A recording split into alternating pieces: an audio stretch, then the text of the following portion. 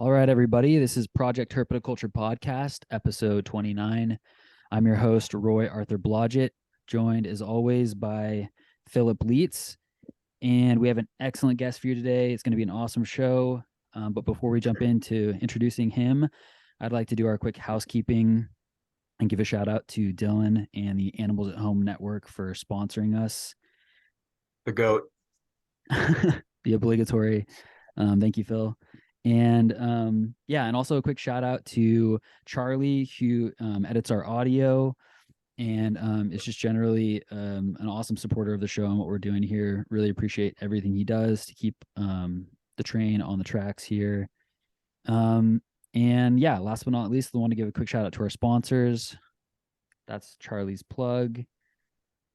And with all that out of the way, I'm very happy to introduce our guest for today, which is Dan Mulleary, who is very generously joining us at, I think, is it around 8 a.m. local time for you, Dan, in Thailand? It is 8:04, yeah, 8 a.m.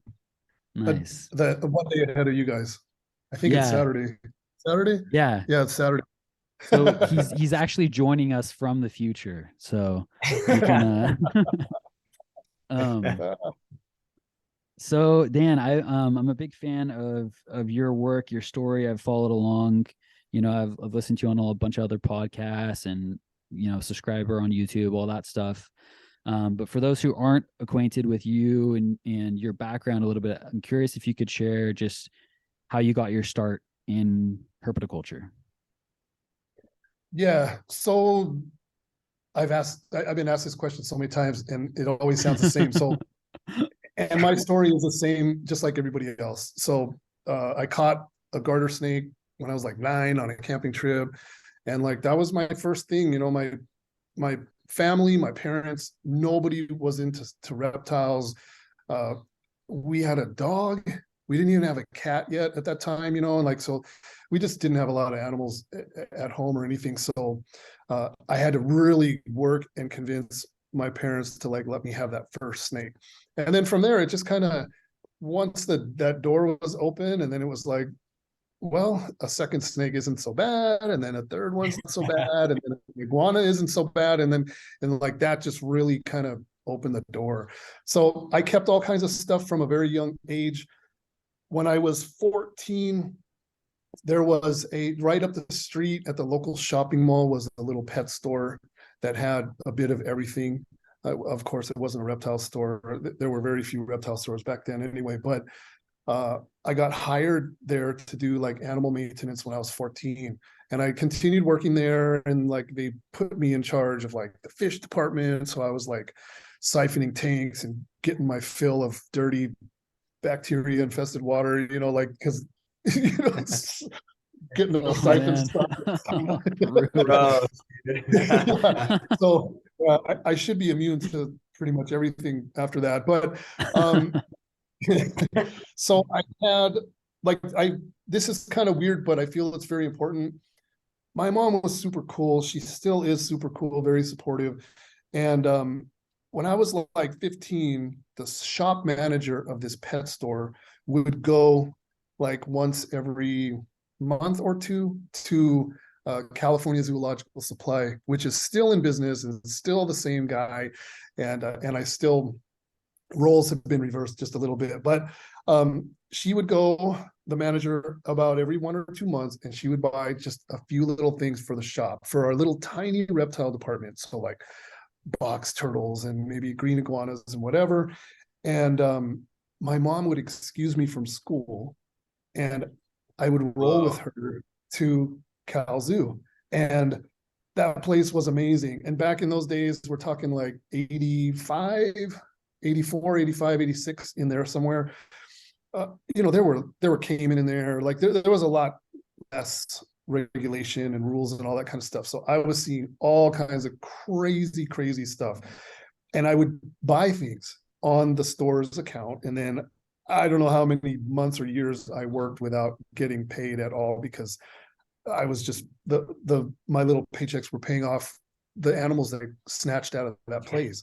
And so I was rolling out of there with all kinds of like crazy stuff. Like as like 15, 16 years old, I'm getting I had like Solomon Island ground boas and just all kinds of stuff, BCC, red-tailed boas, and just all kinds of crazy stuff. And it was just nonstop. So that really fueled things a lot. And then there were a couple dirty little reptile stores around SoCal. And so I had my little route. And sometimes, well, before I could drive, my mom would drive me around a little bit every once in a while. And I had to get feeders, and I had to get crickets, and I had to get things. And of course, it was usually just to, look at animals and get more, maybe get some more stuff that I couldn't get over there at Cal Zoo or whatever. But just really kind of got into the local scene a little bit, but still doing it solo. Again, no siblings into it. Parents are not into it. I'm just rocking totally by myself. When I got into high school, none of my friends were into it. I was not connected to anybody through, I mean, we didn't have internet. And so like I was going to expos, driving, we had big shows in San Diego every October. And so as a brand new driver, I was just telling my wife about this the other day because she just got her driver's license here in Thailand. Of course, she's 37, but she grew up poor. So no driving, no cars, nobody had anything. She can ride a water buffalo and all that stuff and get on a motorbike, but driving a car is totally something different. So, but I was just telling her this story because she's a brand new driver and she's driving our expensive car around, and I'm just like, well, as a brand new licensed driver, I was making these solo missions kind of on the down low for my parents, driving like almost 2 hours by myself just to go to like the San Diego show. And so that's how I like fueled everything. The library, the expos a little bit later, and then just reading books and doing all that stuff. And I figured out how to breed things at a pretty young age. And back in those days, really nobody was breeding anything. Everyone just had one of everything. It was just like they didn't even care, male, female, whatever. So when I was really young, I had like one ball python, one reed tick, one green iguana, one monitor, one of this, one of that. But then once I bred my very first thing, and then it was kind of like, wait a second, I should have pairs of everything, And then that's when it kind of everything started changing for me. And I started, my goal was to breed. And then of course, through the expos, I was exposed to like Gary Sipperly and Lloyd Lemke and all these names back then, these big names. And I just started getting pairs of stuff. I started buying some captive bred from those guys, asking them questions, learning how to do stuff. And then, it just kind of evolved. When I was 18, I finally moved on to other employment. And like from working at that pet store, I was there for a minute. So, and then I was like kind of an adult in a way, at least like earning more money and things. And so I just continued to kind of take it to a little bit higher level, to where instead of just having a few glass tanks in my room, like now all of a sudden things are evolving in the industry, the expos.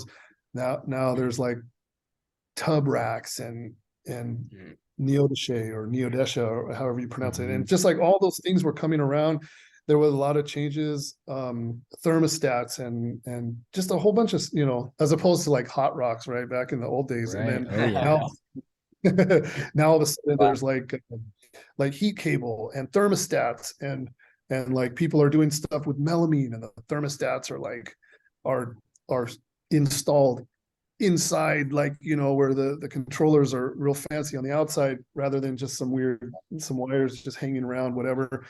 And it just started getting the whole hobby started advancing.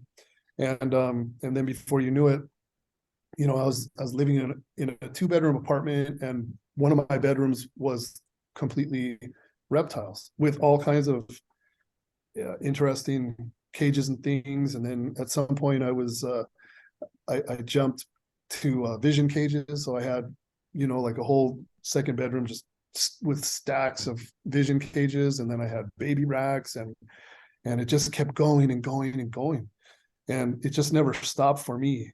I always kind of in the back of my mind thought that I would outgrow it at some point, because I was sort of taught or led to believe that keeping reptiles as pets, that's like a thing that kids do, like having a pet. Like, because you talk to adults nowadays, well, I talk to a lot of adults nowadays that are deep into reptiles, but for the most part, people that aren't into reptiles, it's like, oh, I had a green iguana when I was 16. Totally. And then Yeah. And then that's it, So I just sort of was to believe that I would outgrow it. And this is like a kid phase or whatever. But no, that's not what happened with me. It just continued. And so my dad's not around anymore, but my mom constantly is telling me, like, he would be blown away if he saw like where you took this thing.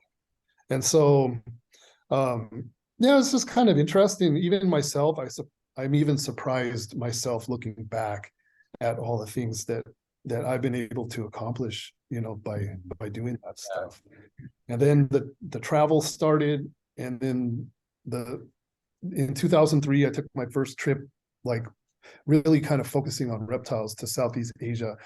And then that was also kind of a two-pronged thing. I wanted to try to explore importing and all that. And so that led to like a whole nother thing, And so it just seems like even now I'm 52 years old, and more doors just continue to open. And I kind of just follow it. It's like a door opens, and rather than leaving it, just leaving it there and walking away, I tend to go through that door, and then when I get to the other side, another door will open, and it's like, wow, this is amazing to me, And so even now, constantly, the last year, a lot of doors open. This year, so far, it's early, right? But doors are opening even now, and it's just leading me to some mysterious. I don't even know how it's going to end. It's really tripping me out. I continue to be amazed, like as soon as I pause and go, I can't believe that just happened, and then I can't believe this is happening or whatever. I mean, now, with our facility in Malaysia and all this other stuff, I feel like we're really, really pushing the boundaries now. My wife, we're really close. She's not super deep into reptiles like me, but of course she's exposed to it all, and she's learning and willing to learn, and she supports me. And so we talk all the time, and it's just kind of like, show me somebody that's doing what we're doing, like it really is, to me. I just feel like it's groundbreaking stuff. I think it is. And there's more stuff happening. There's stuff I show, there's stuff I don't show. There's stuff that I can share, and there's stuff that I can't share, or I'll share it later or whatever. And it's just, I don't know, it just trips me out. Yeah, man. Yeah, no. Go ahead, Roy. Oh, I was just gonna say, I mean, from the outside looking in, it definitely that makes sense to me that you would have that kind of whiplash, disorientation, looking around like, wait, how did I get here? It's pretty amazing. It's very, really very fast.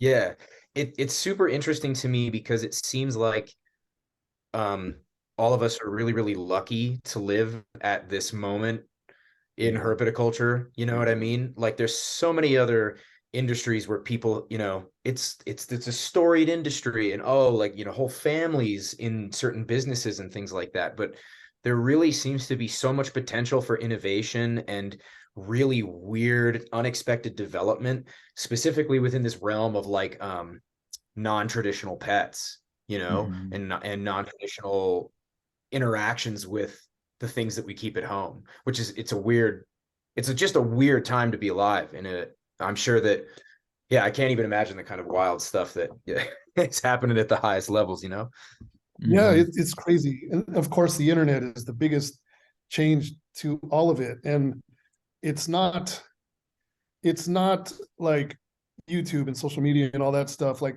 I kind of regard all that as that's just a bunch of fluff. Like to me, that's like a whole kind of fabricated. It's just a bunch of BS, in my opinion. And I'm involved in it too, but I'm on like a different path. But as far as being able to communicate with people, it's like I'm constantly getting in touch, or people are getting in touch with me through social media, but like important people. So, and I'm not talking like, you know, some guy with a huge like YouTube channel or something like that's not it. For example, the last time when I was traveling through Halmahera and I was filming some videos at the trappers and the collectors and stuff like that, trying to give like new perspective and new insight to people in this hobby. I had a guy reach out to me because he works for one of those guys and he saw my video shared by the trapper, and then he reached out to me, and so he's like, I saw you in such and such's truck going through my village, and I'm the guy that catches all of the whatevers or this or that. And so, you know, so like now, yeah, and so like it just expands. And so now that guy begging us to come out and like film some videos, going out and doing, you know, stuff with him. And it's just weird because without all the internet and all that, that contact would have never been made. But you know, so it's just weird to me. It's not like somebody reaching out and saying, hey, I'm looking to buy whatever. Like that is just completely bizarre. The dude doesn't even speak English, you know.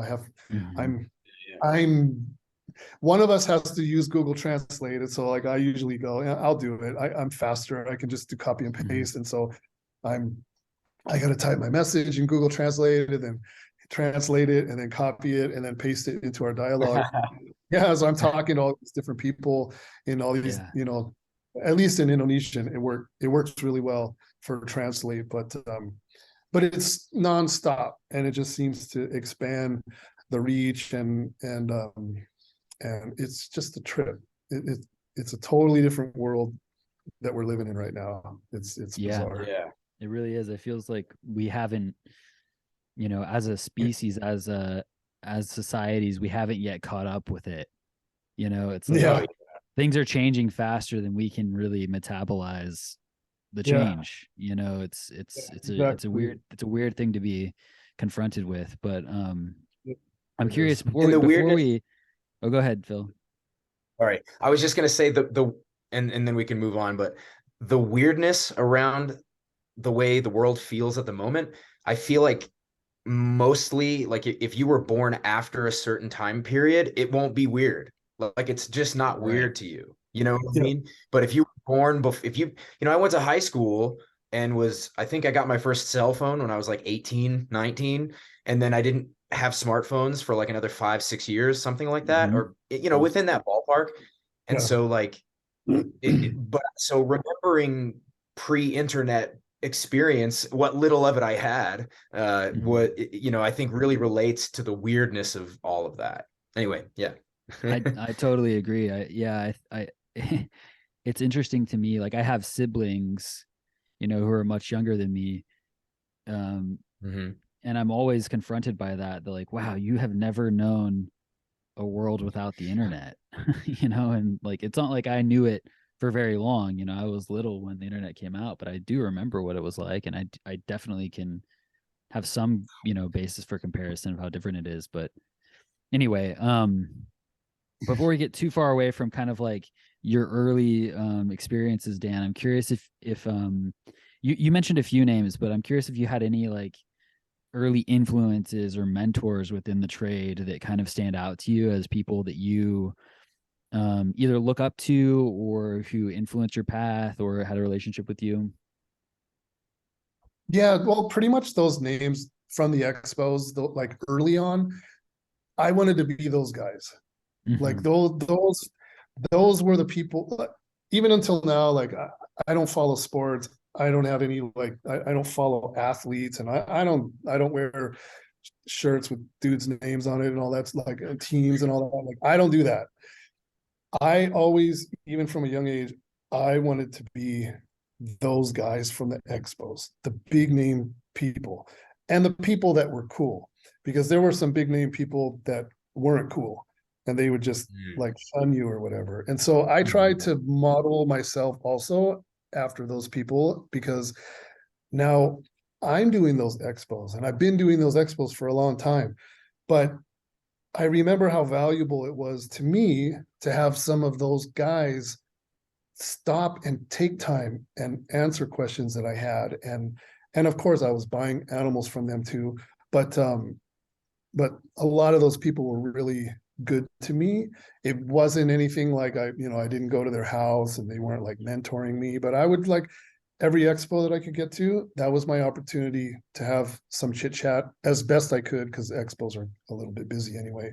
So I try to be those guys because I valued it so much when I was young and coming up. And so I'm doing the same thing, or at least I'm trying to. So when I do expos and all that, my voice is, my throat is hoarse and sore from talking so much to so many people. But just because a little kid comes up to my table and I know he doesn't have a pocket full of cash and he's not going to buy something, I'm still talking to that kid just like I would talk to anybody else.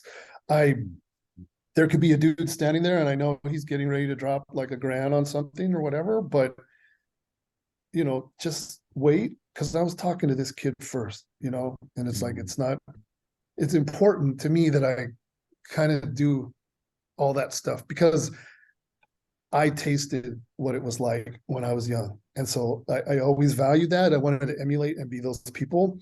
And so, like Gary Sipperly was one of the coolest people to me. And so Lloyd Lemke, he was not super talkative, but he was there at all the shows, and just a lot of those guys, like I wanted to be those people. There were other people that I looked up to, but they're still around, and they took this whole YouTube sensation thing, like they went completely sideways, in my opinion, chasing goals in life that are completely different. And so it's like, like I don't want to be those people. Like I just don't want to be those people. I still value like being somebody that's actually doing real stuff in this thing. Like that's what I want to be. And so those people, Mark O'Shea, I have an amazing respect for. I had him on my channel. We did some interviews and stuff like that. I watched his TV shows and stuff when I was young, his reptile stuff. And I liked his style. He's real. It's not a bunch of weird Animal Planet like BS. Like that guy's a real, he's really into it. He's an educator and all that, and so an academic and writing books and all those things. And so I have a lot of respect for him. And like Steve Irwin, of course. Like I watched those programs on TV, and even though I watched it and I knew a lot of it was staged and it was a lot of like dramatic stuff for TV and all that, but I did watch a lot of and follow a lot of his stuff just because of all the places he would go and the things he would do and the animals and all that. So, I can't take anything away from that guy. And I mean, I don't know. I can't really think of too many other people. I don't have a lot of people that I look up to. Today, I feel like a lot of younger people, they're role models. Like they're following people as role models that they're just they're not doing anything. Like, what are you going to learn? Like, it's just like they're going to watch and watch and watch and consume all this content, and then those young people are being groomed to just be more of those people in the future. And it's just like, what's going on? Like it just that's a whole nother thing. But the impression that was made on me as a youngster it's deeply ingrained in me, and I have no interest in selling out and not going down that path. So I guess that's the best way that you can describe it. I'm in the very beginning stages of writing a book, and it's going to be like about my coming up, of course, and then all my adventures and my accomplishments and the places that all this has taken me. And just when I think like, it's like, okay, that's perfect way to end the book. The last chapter, okay, Malaysia facility, that's it. Like, that's the pinnacle. And then next thing you know, I'm in a situation where I'm like, this is another chapter. Like, this is an amazing chapter right now, and I don't even know how it's going to end. I hope it doesn't end like with some weird Netflix documentary, but and it just keeps going and going. But I think it would be cool to write a book. I think some people would be interested in it. A lot of people probably won't. It's not going to be like general interest or anything, but I'm going to do it also. And to me, like, that's a big deal. Like, that's cool. It's documenting my thing. I don't know if I'm setting the bar. Like, I always have a weird feeling that I was thinking about this morning. So let me give you an example. You see one of these reptile YouTuber guys on YouTube. They have a ton of followers, young people that are watching and consuming the content. And it's realistically possible that they can do exactly what those people are doing. They can end up creating a shop that's actually like a set to create content. And you can breed animals, and you can dodge snake bites, and you can cut open eggs, and you can do all this stuff, and you can have millions of followers, and you can make tons of money, and you can wear a zookeeper uniform, and you can do all this stuff. And so I feel like a lot of the young people that are consuming that content, it's realistically possible that they can be the next version of that, because it's not a big deal, because anybody can do it. It's totally possible. You just have to build a following and like do goofy stuff and stuff that draws attention, and do your pranks and do all your little collabs and all this stuff. And so, like, you can be that next person. You can be that. I feel like a lot of times my audience like taps out and just goes, I can't do that.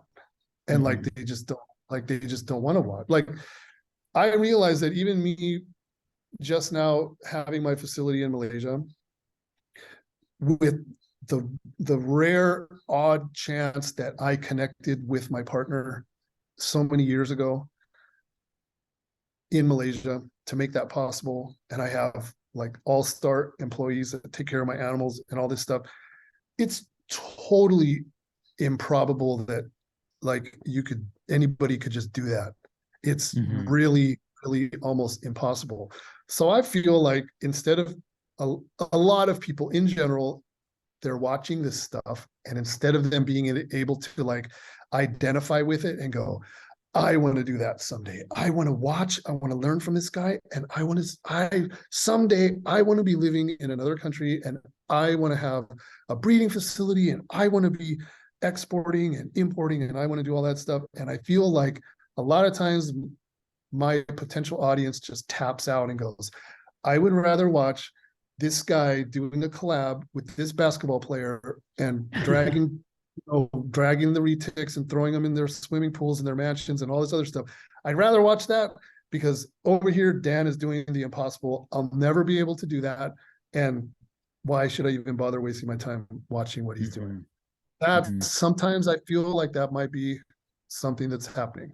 I don't know, and I don't care because if I do inspire some people, and I know that I am inspiring some people, but I know the bar is being set rather high, and I realize it too. It is like, looking back, how did these really good partners come into my life? How did these people come into my life? I'm just super lucky, because it's very, is easy to get scammed. You send money and say, hey, let's grab that commercial facility, let's order these cages, whatever, and then you get ghosted and you lose thousands and thousands of dollars or whatever. And so somehow I just made it happen. I'm going to try to do another one in another country too. But of course, like, I feel like it might be impossible, but it's right now it's looking like it is possible based on people that have come into my life in another country, and maybe I have my model, like how like this is what worked in this country, so let me try over here in this country to try to sort of follow that same business model, and maybe it'll work. And so but again, am I leaving people in the dust by showing all this stuff? People just going, there's no way I could ever do that. So I don't know, but I'm going to continue showing and documenting and doing all that. So yeah, it has to be done. Yeah. I'm really curious about, I mean, like what your kind of vision or goal is with you've already described your Malaysian facility. And I'd love to hear a little bit more about that. But then now there's the potential of this other facility somewhere else. But typically, when people think about like import export as it relates to reptiles, it's a pretty bleak image usually that comes to mind. And I know that dirty. it's dirty, and you do things really differently. And I have the sense that also you're kind of meeting this niche that I feel has needed to be met for a long time in herpetoculture, which is designing better model processes for import export. Building the infrastructure and the groundwork to do it right. And so I'm curious if that aligns with like what I'm saying aligns with your goals and like kind of how you see it and just where you stand with all of that. That also is very interesting because I can't pin it down myself. I obviously wear two hats. I am a hobbyist, but I'm also involved in business in this thing. So I'm a retiree. I have a pension not related to animals. I'm in a pretty comfortable position. I don't need to be doing any of this animal stuff for money. That is one of the big things that makes me different, because most importers, they do not care about anything other than making money. I mean, some of them will give their animals water and maybe let it sit for a couple of days before they sell it to a customer. A lot of them won't. It's a dirty business, just like I used that word just a few minutes ago. But in my opinion, those people are not hobbyists. They maybe were hobbyists way back, but they're not. They're chasing dollars. Right. I'm still chasing animals. Like, I have a list of animals that I would say the majority of that list, the hobby doesn't even know that they exist. You would have to Google it and go, wow, I didn't even know that genus. I never even heard of that genus before. And I don't share those lists because I don't want people in my way. Like, I'm trying to acquire these new animals, and I will share them at some point when the time is right. But, for me to just share it on social media, and now next thing I know, I'm going to have like 200 youngsters on Facebook going, my new bucket list. Look, I just Googled this picture of this, and then they're going to start regurgitating this Latin name over and over and over and over again. And then it just kind of snowballs into a thing that gets in my way. So I'm still chasing animals that aren't in the hobby, that I want to try to bring to the hobby. And I want to try to breed them in my facility first, rather than like, I don't want to just get like, 38 of these whatevers and export them to the US and make a bunch of money. Like, I want a trio or a couple pairs or something, put them in my facility, try to breed them. And then, of course, while I'm doing that, bring awareness to the animal. And I've already set myself up with the possibility that I can produce and get those animals established for the hobby. And so I switch back and forth like almost like a chameleon, right? So I'll be talking business, I know And I'm really good at adjusting how I'm talking, not like a shyster, but like, I know that if I'm talking to this guy and he is my only shot at getting like a few of these species in my facility, but that guy's a businessman, I got to talk to him like a businessman. So now all of a sudden I can't really let on that I want those for myself because I want to breed them. I have to talk business. So now I know that money is the thing that motivates that guy. So I got to do that. I got to play that role. And then sometimes, over here I'm talking like a hobbyist, but I'm more comfortable talking like a hobbyist because that's what I am. I'm not really breeding things to make money. I'm just doing stuff to see if I can do it. Mm-hmm. And even the expansion of me being able to maybe, like, the Malaysia thing is a success, at least as of right now. It's set up, animals are there. There's more animals there that I'll be over there in 2 weeks, and I'll be highlighting like some new stuff. But it's a success. I haven't been screwed. My partner is like a brother to me. My employees are great.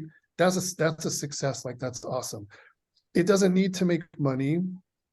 My partner wants it to make money because he's a businessman. He's not a hobbyist. He's a businessman. So even when I talk to him, I have to always like flavor it up with money, where it's like, hey, if you can get a breeding pair of those or whatever, I think in the US I can sell those for this much. And then it's like, oh, and then the eyebrow goes up and I got his interest, and whatever. But for me, I don't care if any of that stuff makes money or not. I have a cool facility with really cool animals in it. I get to open that door and walk through there and feel really proud. The facility's evolving, and like there's big cage upgrades coming and all kinds of stuff. But it's great for advertising. I feel like I don't even care to show it, advertise animals, whatever. Like, I don't even care. I just love going through there because that's like, to me, that's like my personal collection of animals. But I have to constantly be putting a spin on it to my partner, where it's kind of like, hey, worst case scenario, it's great advertising because we're showing like how legit we are and what we're doing over here. Nobody else is doing that. Show me a farm, show me a facility. Nobody's showing anything, and there's a reason, because it's dirty and it's just not done right. And so I don't know what my goal is, but I feel like part of it is just to do stuff to see if I can do it. Like, it just to see if I can do it, like I made mention that I'm trying to do something in another country, a second country. I just want to see if I can do it. It's going to cost some money. It's a risk if it goes down that path and we decide to kind of, okay, let's see if we can do this. But it's more just like a personal challenge, just to see if I can do it. Will it make money? Yeah, probably it will, because we set up, captive breeding and quotas and production quotas, and it establishes all kinds of different things and opens more possibilities. But it's, I don't know what my goals are. I have no idea. My wife is always telling me, you're retired. Like, you should just live like a retiree. And it's like, yeah, but you don't understand. Like, this feeds me. It keeps me going. It motivates me. And so I don't even know. I don't know. I have construction going on across the street right now, as I mentioned. Big plot of land over there. Things are not as expensive here and not as expensive to have things done here as they would be, especially in the US. But $6,000 to bring the level of the dirt up high, because when it rains, if you have like low level, it turns into like a swampy, gross thing. So we have to build the dirt up. So it's like a couple acres. And so I'm spending right now, it's costing $6,000. There's an excavator, there's 4 dump trucks, and it's like, I think they said it was like 1,400 dump trucks worth of dirt that they're digging out of the back of our property to build up the front part of the property. So it's like, why am I doing that? Because I want to move my 3 emu across the street and give them like a big proper run. And what else am I going to do? I have no idea, but it's kind of like that. It's like, I don't know where it's going to go, but I also met like a really big animal import-export guy here in Thailand. And he's actually interested in eyeballing it because he wants a central location where he can house. He does a lot with mammals and primates, giraffes, African lions, all this kind of stuff. And I know that guy's eyeballing whatever we have going on across the street because he may at some point, I'm just speculating, but I'm sure he's thinking about maybe, like approaching us and saying, hey, I need a spot where I can put these and that and all these things. And so I don't know where any of this stuff is leading. All I know is that my emu are going to have like a big run over there, but there might be other weird stuff over there because this guy might want to get into some partnership and have us, put animals over there. So there's so many things happening that my brain knows, like my brain kind of like arranges and shuffles it and keeps it in order and prioritizes things based on dates and things. And so, but I don't know where any of this is going. I have no idea. I just think it's exciting every day when I wake up and I look at my WhatsApp, and I'm like, oh, cool. That dude from whatever country just sent me a message, and I'm like, what is this? And it's like, yeah, cool. If I wake up and I have no messages, I'm kind of like, I want some update. I want something to be happening, So I don't know. I don't know where all of this is leading. I have no idea. No idea. That's really just along for the ride. Yeah. That's extremely cool stuff to hear. I've always been a little bit intrigued by the differences between, you have certain individuals who you meet in life who are really highly goal oriented, and you have different kinds of what that means. But a lot of the people that I meet feel like, I feel like a lot of them have had a relatively clear idea about where they're headed in their life, or had like a, some kind of trajectory in mind. And I never really related to that. I feel like I relate more to what you're talking about your experiences being like, which is more of like this sort of, you pursue the things that you're interested in, and then somehow this weird set of goals and directions unfolds from what you're pursuing out of your own interest anyway. Like, okay, maybe it's like people ask, I've had, when people ask me a similar question, it's like, what are your goals for the next 10 years? And I'm like, I don't know. Like, I'm not really sure exactly what those things are. I have about a half a dozen things I'm working on, but I don't know where they're going to go. And it sounds like that's sort of what you're describing. Is that fair? It is, except I retired on my 50th birthday in 2020. So I made it to retirement. So as far as like a life goal to where it's like, okay, now I have a lifetime pension. I'm good. I busted my ass 31 and a half years at this job. Now I get a pension. I'm retired at a relatively young age, comparing to the average age of people retiring. And so that goal has been met. And so now the goal is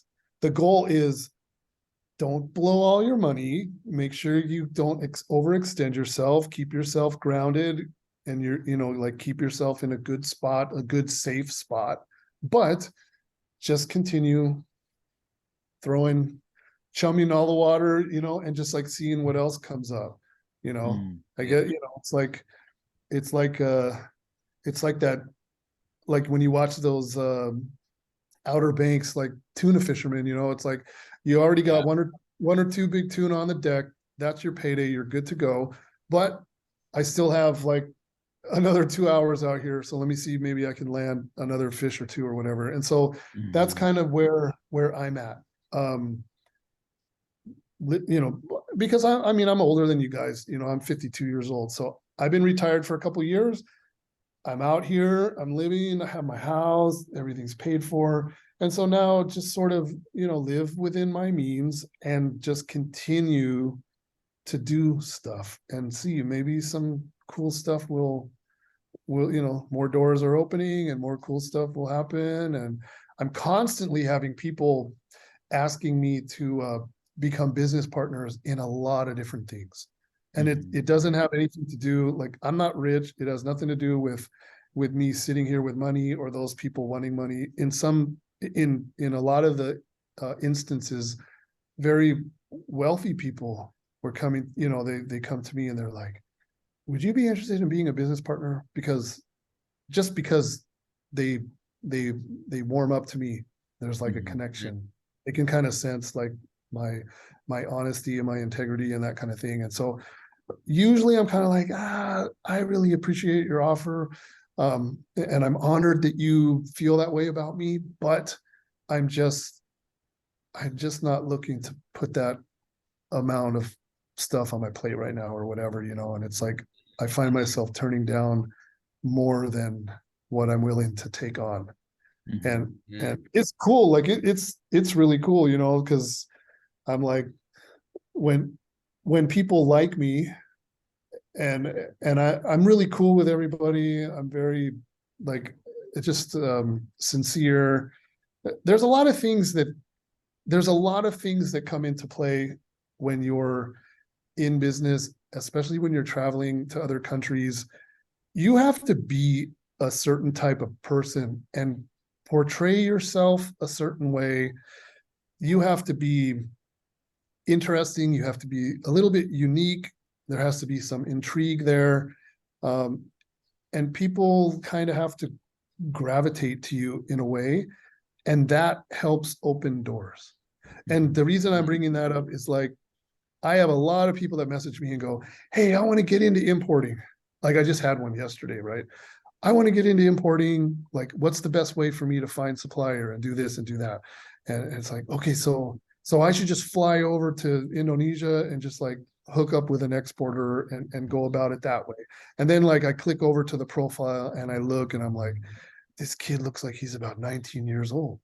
And he doesn't look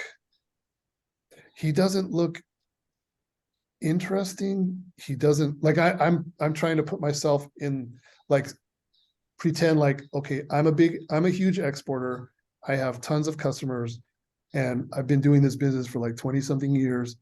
And this young kid is going to show up on my doorstep and try to convince me that he's like the next Strictly, buying in volume and all that stuff. And I'm like, you're just going to get laughed at, like, and so there's a lot of human things that need to happen that open doors as well. And I've always just been really good at it. I've never had to like fake it. I've always been like sincere and all that, but I know, these dudes, they look at me and they're just like, I don't look like a foreigner, like the normal foreigner that comes to this country, like, you know what I mean? And so there's interest there. They don't know who I am or what I'm about, but there's an image, and then I'm very, very cool, very honest, very sincere, very generous and all that. And so like that also helps to open a lot of doors. My wife is the female Thai version of me. She's very sweet, very like she's just like the female version of me, but in a foreign version. And so like we work great together. So even me bringing her around to meet with people, like I could be meeting with like some mafia dude, and I got my wife with me. He doesn't have his wife with him because like his culture is like, no, this is the dudes do this, like the guys do this, like there's no place for women here. But then I'm here and I got my little wife by my side, and they're kind of like, wow, see, that's different. Like he has a lot of respect for his wife, and then she speaks up sometimes and talks and this and that, and like they're just, the whole thing works great. It's very interesting to them, and then next thing I know, they're like, there's doors opening, and so it's just, I don't even know where I'm going with all that, but it's just that I get a lot of people how do I do this? Like, how do I accomplish this? How do I accomplish that? And it's kind of like, you may be able to do it, you may not. I don't know. Because it's like there's a human side to doing this. You don't have a lot of life experience. You might get rolled. I don't know. Yeah. Like I don't know, but good luck, you know. Yeah. Yeah.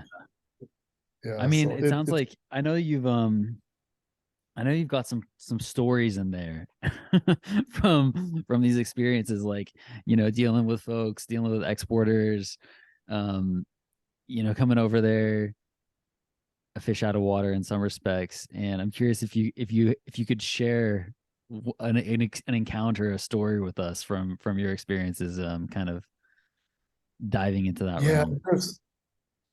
there's a lot. Some of my earlier experiences, like in Thailand, which is not a real great place to come to try to start that business, because that business, this isn't really a good viable country to engage in that type of business.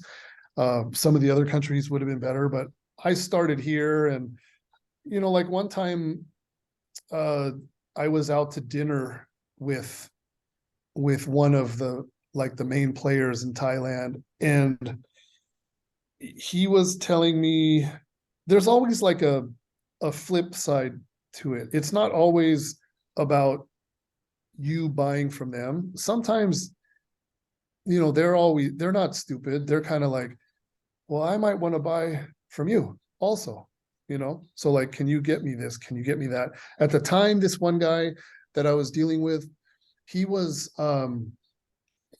selling some animals to the prince of Thailand. And of course, they're talking about a massive amount, like budget wise. And so he, you know, he's asking me, can you get me albino iguanas? But this was a long time ago when they were like really, really expensive and stuff like that. And so we were sitting at dinner, and he was telling me about tortoises, sulcata tortoises, and some other ones. And he was talking about how the Chinese they like the number 5 in the scutes across the back, because 5 is a lucky number. And so he was telling me, like, if they have 6, my wealthy Chinese buyers, they won't buy them. But if you can get them with 5, like I could make a lot of money on that if you could like get a hold of those and export those to me.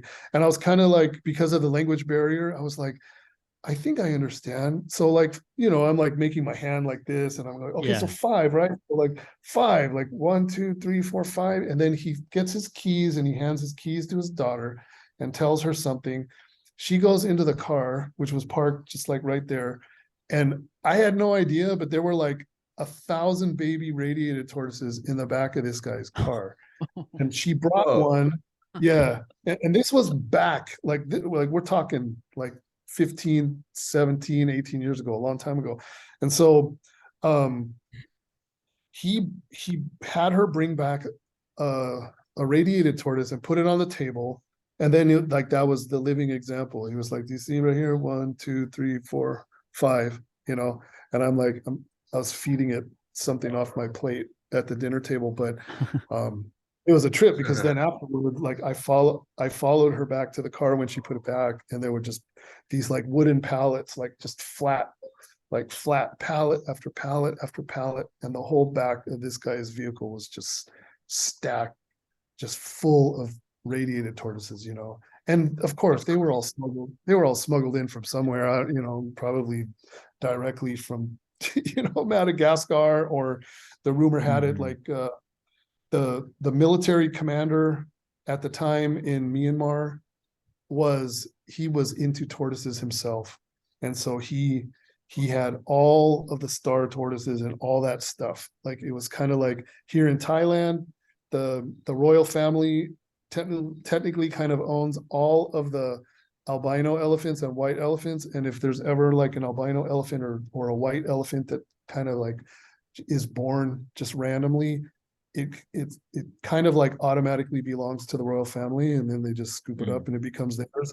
So it's something kind of like that, similar in Myanmar, where, well, I don't know now. There's probably been so many coups and all kinds of overthrowings and stuff, but at that time, the military commander that was in charge of the country, like he took like all the Burmese stars and all those tortoises, like they all belonged to him.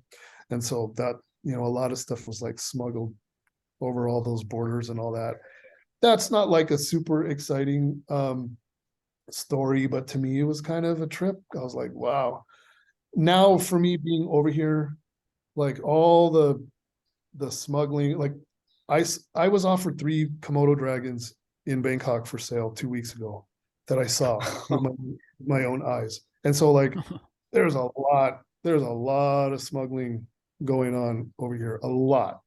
And so I heard you could like nothing. cohab those with emus really, really well.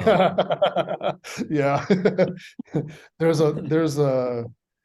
There, like nothing surprises me anymore over here. What I see, it's a trip. Smuggling is almost like normal. It's so corrupt, and there's so much weird stuff. I've gained like a new insight to that, and it's like the government here in this country makes legal importing so crazy and difficult that they almost like are pushing everybody like just to smuggle, because it's just so much easier. It But incentivizes there's it. something else. Yeah, but there's something else that's weird that goes on. So like I had a friend that imported a shipment here in Thailand from Egypt, a legal shipment. It shipped via airlines with permits, with everything. It was boxed correctly. And like everything was legit, but the officials used some weird rules or laws to confiscate the shipment. And clearly it was because, in my opinion, some of those officials, they wanted that shipment for themselves. So they used whatever rule, whatever law it was, some weird obscure thing, and they turned it into a whole mess. They confiscated the shipment, and then a couple of those wildlife officials were then selling those animals themselves within Thailand here to hobbyists. So it's like, so you can't even like do things the right way and trust that it's going to go the way it's supposed to go, because it's like so corrupt. You're like, man, I hope that I have all my documents in order, but if this one guy decides that he wants what's in those boxes, he's going to use some weird rule or some weird law to confiscate my shipment, and then he's going to be selling those like basically to my customers. And so it's just weird. So I just so I have like kind of a newer insight into things. The more that I talk and kind of gain people's trust, and they start talking to me and telling me a lot of these things that have happened to them, and it's kind of like, yeah, not that I'm like trying to become like the next smuggler or anything, but it's just it's interesting to me when you can find out exactly how things are working, in all these different places. So it's kind of, but one time, I've told this story before. Same guy with the radiated tortoise thing on the dinner table. So that guy, he offered me some geckos, some native geckos for an export. And so I ordered a healthy amount of Herpetocularis, like pulchelis and some other stuff comes from the south of Thailand. And so the shipment came, there weren't any of those geckos in it. There was some other stuff in it that I ordered. There was other stuff in the shipment that I didn't order. There was a lot of DOA, a lot of animals were really poor quality and all this. And so he owed me, it was like about 4,500 in losses. And so he agreed that he would make good on it. Come to my shop tomorrow morning, bring proof of your wire so I can know like the amounts of money that we're talking about, and then I'll make good on it. And so I went to his shop. When I walked in there were like a couple young kind of shady dudes in there that I never seen before, kind of just hanging out. So I already had like a weird vibe that something wasn't right. And then the guy like flipped the script on me. He told me that he goes, I sent my 2 collectors down to the south to collect your geckos that you ordered. They were inside of a national park. They got caught. They went to jail. I had to pay this much money to get my workers out of jail, and that amount of money exceeds the amount of money that I owe you. Therefore, you owe me the difference because that's your fault. And so at that point, I was like, oh, this is shady. Like, this is really shady. And so I had to like really posture and make myself look like I was getting ready to like lose my mind and like do like an Incredible Hulk thing and slam my fist down on his table and all this stuff. And I had to like kind of scare his 2 little shady characters in the shop to the point where I could just sort of slip out the door, like bang my way out the door and just bail, because I didn't know what was about to go down. It was really, really sketchy. I went back to my hotel and I was kind of in fear for my life. And so I instantly checked out of that hotel because he knew where I was staying, and I booked myself into another hotel.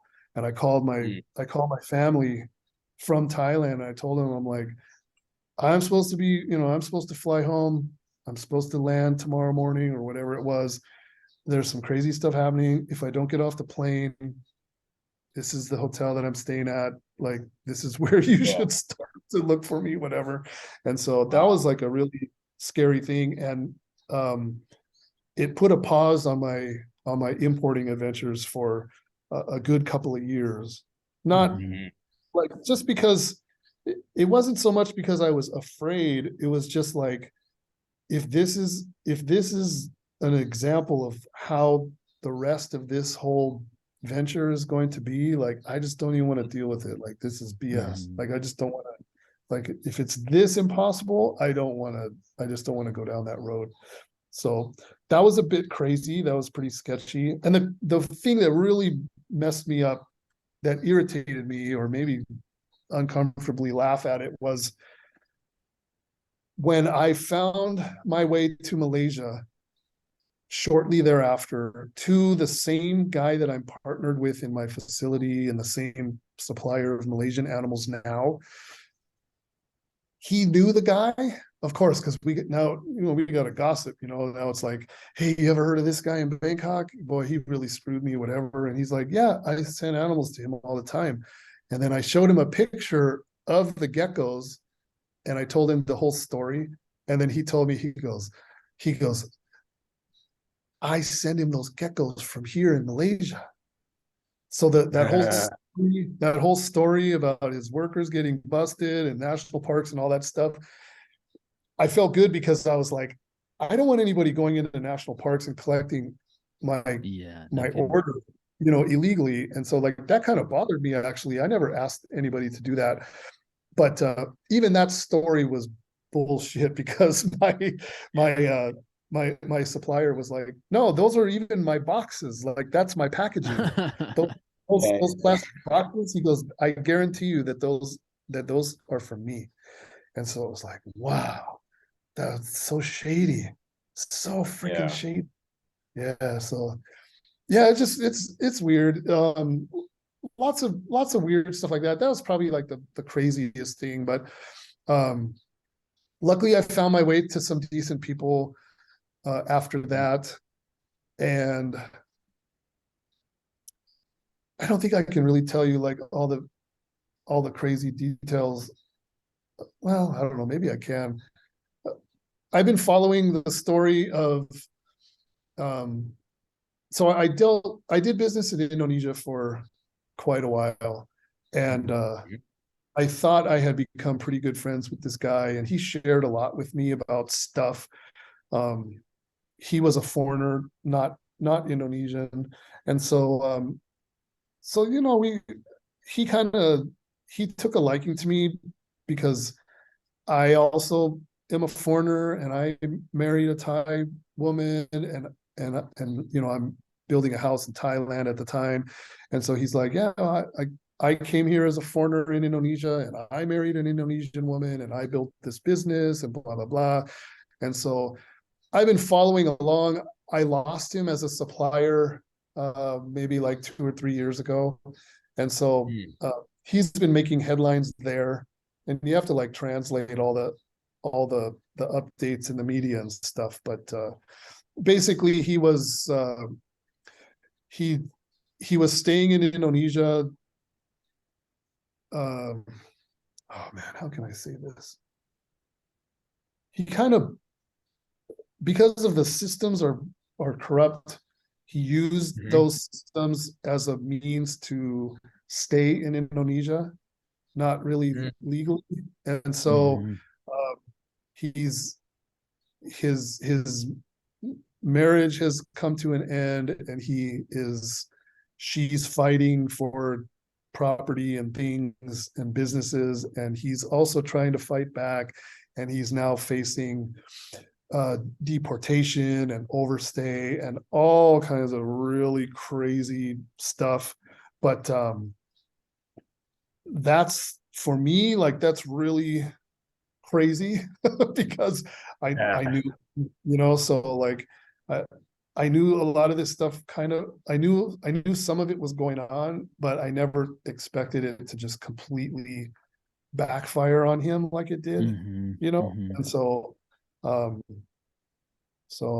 don't really talk to him anymore. Through no, like,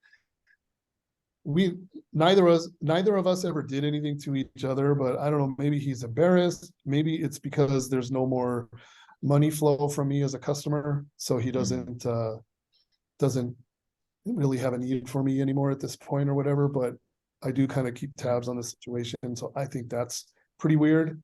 And it's somebody that like, they're named in some of the books, around all the Crutchfield stuff and all that. Like, he's one of the names in those books, and a lot of history and different things going on behind it. But things like that just trip me out. There's a lot of stuff like that, and there's a lot of, when you're sitting with people, and you're hearing about, did you hear what this guy did? Did you hear what that guy did? And it's not like in the US where we get a news release of Operation Viper, and you see, oh, Joseph and this guy, finally they got him, and all that, all this kind of stuff.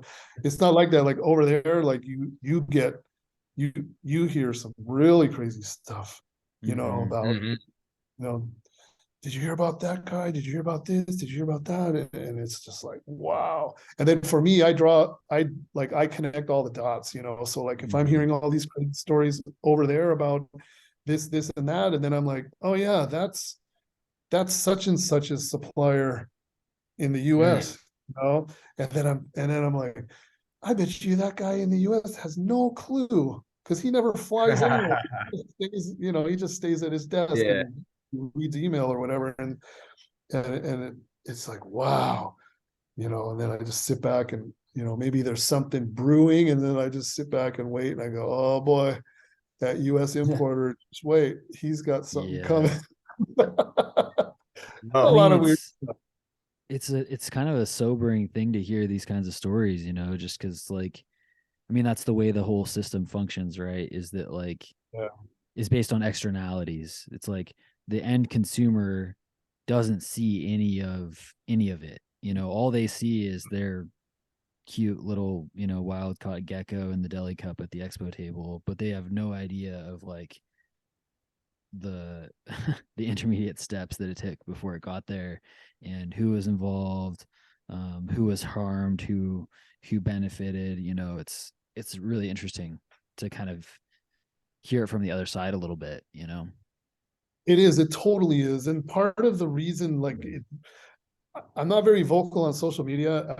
I consume stuff, but I don't choose to, like, engage. But I see a lot of posts, a nauseating amount of posts of people, that are like, all, just countless, fidget spinners, and putting outfits on my whatever, and just, like, people like handling and doing different things. Not that handling is a bad thing, but just like in really weird, snakes crawling across, girls' nipples, and then advertising OnlyFans and whatever it is. Like there's so much, and it's like, and I'm sitting here thinking, do you have any idea what it took?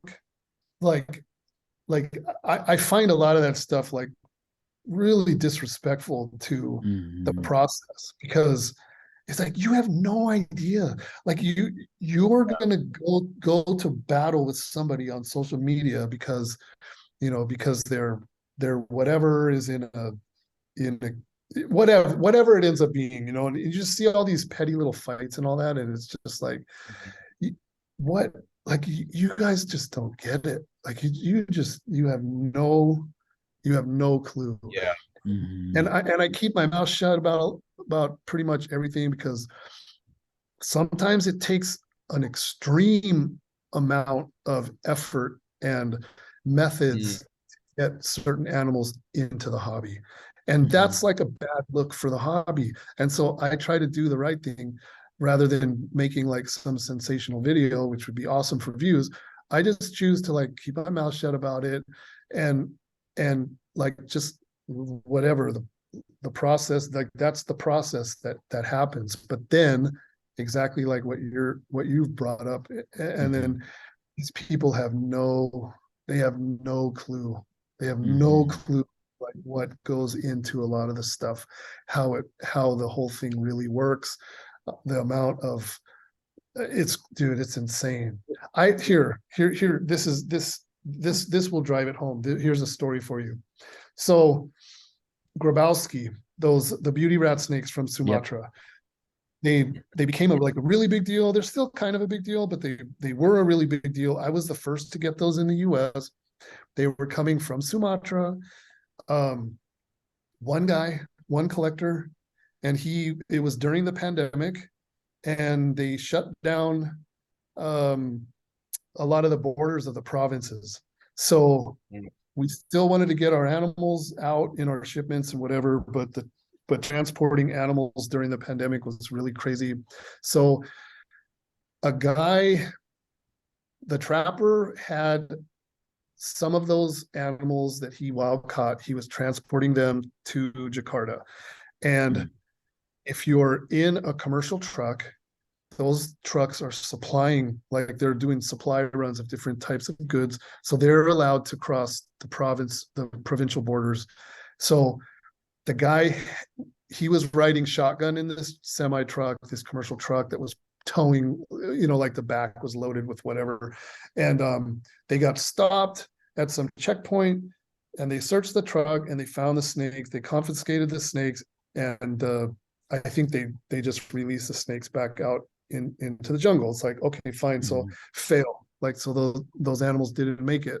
Then they were going to do a second attempt. So now they were on I think the pandemic was starting to kind of loosen a little bit. So they were on like a passenger bus. And so the guys on the bus, along with like all kinds of other passengers, and the snakes were like in the luggage compartment or whatever. And the bus broke down, and something was wrong with the axle, or I don't remember the specifics, but they put the bus up on blocks to try to fix whatever was wrong with the one wheel. And normally like the bus would have gotten like fully checked at the checkpoint or whatever, right? So they were just hoping that they wouldn't go through the luggage, and that the snakes would cross the border in like within the country, just cross into another province, make it to Jakarta, make it to the farm, make the shipment and all that stuff. Well, the driver of the bus was underneath the bus, and the blocks gave out, and his head got crushed underneath the axle. Oh my God. Just exploded like a watermelon, right? So now the bus company sends another bus for the passengers, and the police come and military come and all that. It's a big fatality thing, of course, and all this stuff. So all the passengers load up on the other bus, and it's such a messed up situation that nobody gets searched, the luggage doesn't get searched, nothing gets checked, and the snakes make it onto the next bus, and they cross with ease, into the next province over, and they make the shipment. And it's like, okay, and then now we're at an expo, right? And like, I never sold any at an expo, but let's just say, for example, using that example, which really did happen, and like, now there's a dude at the expo, and he's like, he's like doing Facebook Live, check out my beauty wrap, whatever, and it's like, dude, you have no idea, like a guy lost his head, like, for I don't know, it's just crazy. But though, like, that's a really extreme example of sometimes what it takes to get animals into, like, the hobby, indirectly, like that story, it's like it's just something that happened. But if the driver didn't crawl under there and the bus didn't collapse, maybe the luggage would have gotten searched at the border, and those animals would have been confiscated again, and they wouldn't have made the shipment or whatever, and it's just like things like that. The hobby has no idea. They have no idea what times, and then you just, and then here's the girl with the same snake, across her nipples, and going, check out my OnlyFans, and you're just like, oh my gosh, like, really, Yeah. It's definitely very strange to see the way that the commodification of all this stuff that we consume is in some ways masked by layers between when we receive it and whenever it originated, wherever it's going to originate. I mean, even like, all of our smartphones have like all this cobalt in it.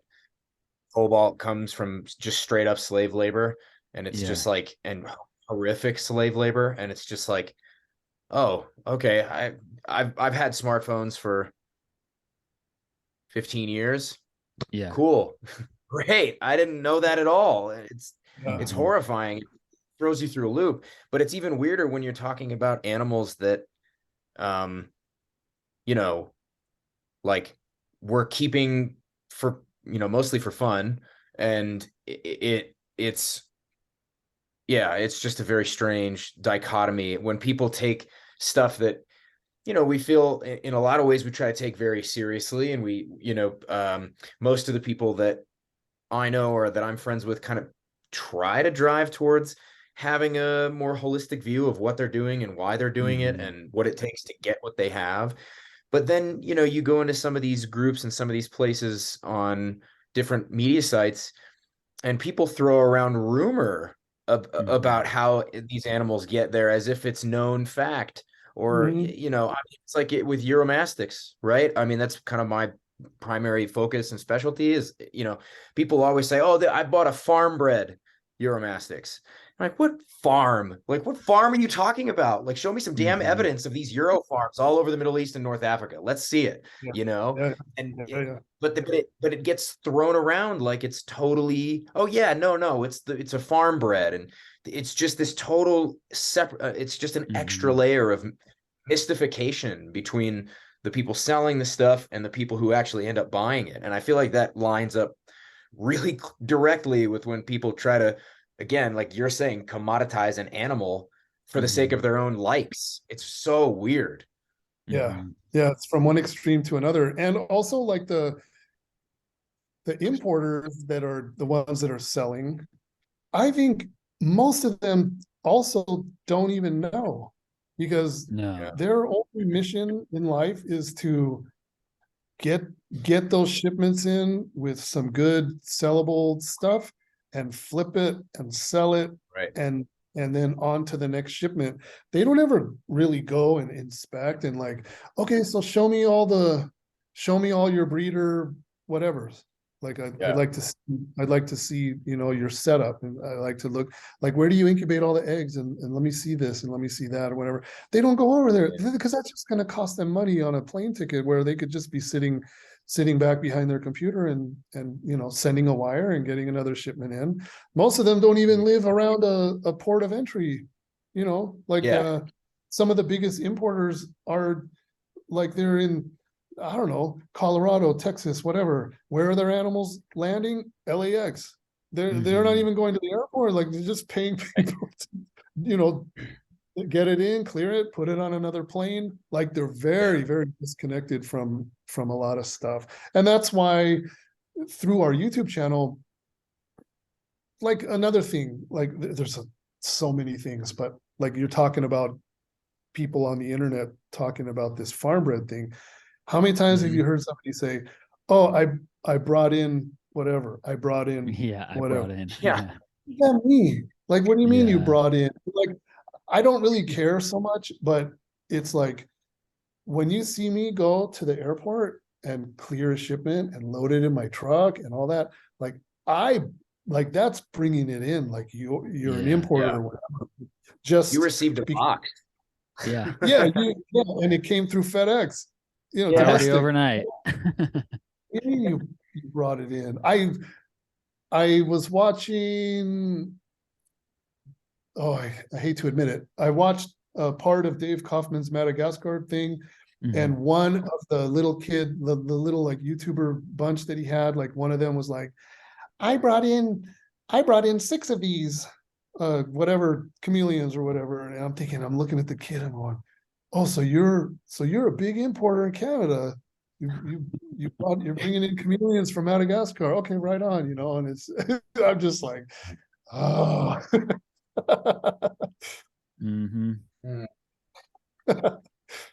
Absolutely.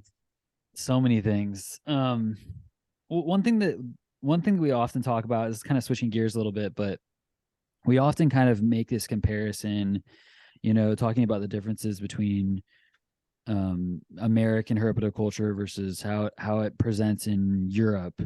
I like to think of herpetoculture as a global trade, and it is at this point. However, I have to admit I'm really insulated from how it presents in Southeast Asia or just Asia more generally. So I'm curious, like, what is it like for you, as someone who's obviously very experienced in American herpetoculture? How does it differ in Southeast Asia? Like, does it feel like it's in a totally different stage of development? Yeah. What do you say there? My feeling is that people in Southeast Asia are really, really, really good at acquiring things, but they're not all really, really good at husbandry and keeping things alive. They're like, because you'll see something and you'll be like, my gosh, where did you get that from? Like really something really, really difficult to acquire. But then you'll be like, and why is that water bowl empty? Like, why is it still in the in the plastic bottle? Like I saw it here 3 days. I was just here 3 days ago, and it's still in the shipping. They ship a lot of stuff in like they'll put like snakes in a water bottle with no water in it, of course. It's like, and you'll see, like, I'll be looking at it and going, my gosh, that viper is so rare, like crazy. And then I'll come back 3 days later, it's still in the bottle. And I'm like, man, come on, you guys, that's not everybody, of course, but it's just kind of generally speaking, I just feel like really good at acquisition in general, and not real good at keeping things long-term. Caging is way behind where other countries are at and that sort of thing. I think, to generalize, Europeans are really good at keeping. They're really good at breeding. They're pretty good at acquisition too, of course. But legally, they sure know how to get pretty good by whatever means. Yeah. I used to make a joke. It's like, how do those lanthanotas feel like going up your rectum? Like, that's gotta that's pretty funny. Pick something that feels a little better. But Yeah, something without but osteoderms, please. yeah, right.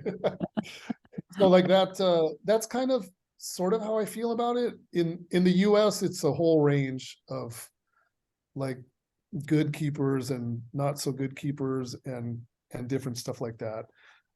The like EU has a lot of regulation anyway as far as practices and cage, like size requirements and all that. Like they regulate a lot of the keeping. They actually also regulate, it might just be the UK, the feeding of like live prey is, I think, not allowed. So I think I think Oh, wow. frozen cod is okay, but like live feeding is not. And there's just a lot, like they're really involved, like the government regulates a lot of their stuff. So they have a lot of minimum requirements as far as caging and stuff like that. So it's not necessarily a bad thing. I mean, I think most people, especially Americans, they don't want government telling them how to do things, but Hell I no. think I'm just it kidding. helps. Yeah. But I think, it helps their husbandry and their keeping practices. But Yeah. but Europeans are really, really, really good at breeding and doing that kind of thing. So That kind of brings me to a sort of peripherally related question, which is, you were just saying, like, Americans don't like people, or Americans tend not to like government getting involved in their day-to-day choices about what they can and can't do. But you were also talking about how in the EU they have a lot of real strict regulation around like minimum cage sizing and things like this. And I've said before on this show, something to the effect of like, you can't just go buy a horse and put it in your backyard, right? And so on some level, I'm really intrigued by the potential for regulation to, like, obviously really benefit all the animals involved, because we got to think about their concerns as well. But at the same time, in my mind, the more regulation and more involved you get, that should mean the more allowance I have to keep what I want and to keep various things, So like one of, we've also talked about how, in Australia, you can keep the native herps, but you can't keep other stuff. And then here it's like reversed, right? So in the States, it's like you can, well, I mean, obviously you can keep some US natives, right? Like nobody cares about corn snakes or cow kings or any of these other things, but you want to keep a chuckwalla, you want to keep a collared lizard, you want to keep, a Gila or something, things get way squirrelier, which is super bizarre. So I guess my question is, what are your like personal feelings about like regulation and how, like, when it's good, when it's bad, and any ideas about how these things could be more well put together and work in concert in a way? I think the biggest concern is who's making the regulations. Like, do they even know what they're regulating? Because that seems to be the biggest problem, is the people that are putting all this legislation out and all these regulations out, they don't know anything about what they're talking about. Like they're not they're not experts, and they won't consult outside people. All they'll do is get like special interest people to come in and act as like their consultants or whatever, and then you're going to get like more skewed information. So I don't know. I'm not like it's I don't know. It's weird. I'm guilty of not keeping everything like as best as I could. As like I like tubs. I like You. I like racks and a lot of the modular stuff. I'm not cramming, like a 7-foot retic into a 16-quart sterilite box, but but like some of my tubs are really big and oversized, and I'm keeping small stuff in them. And a box is a box is a box, as long as it's it's big enough. I like them. Sure. They're clean, they're efficient.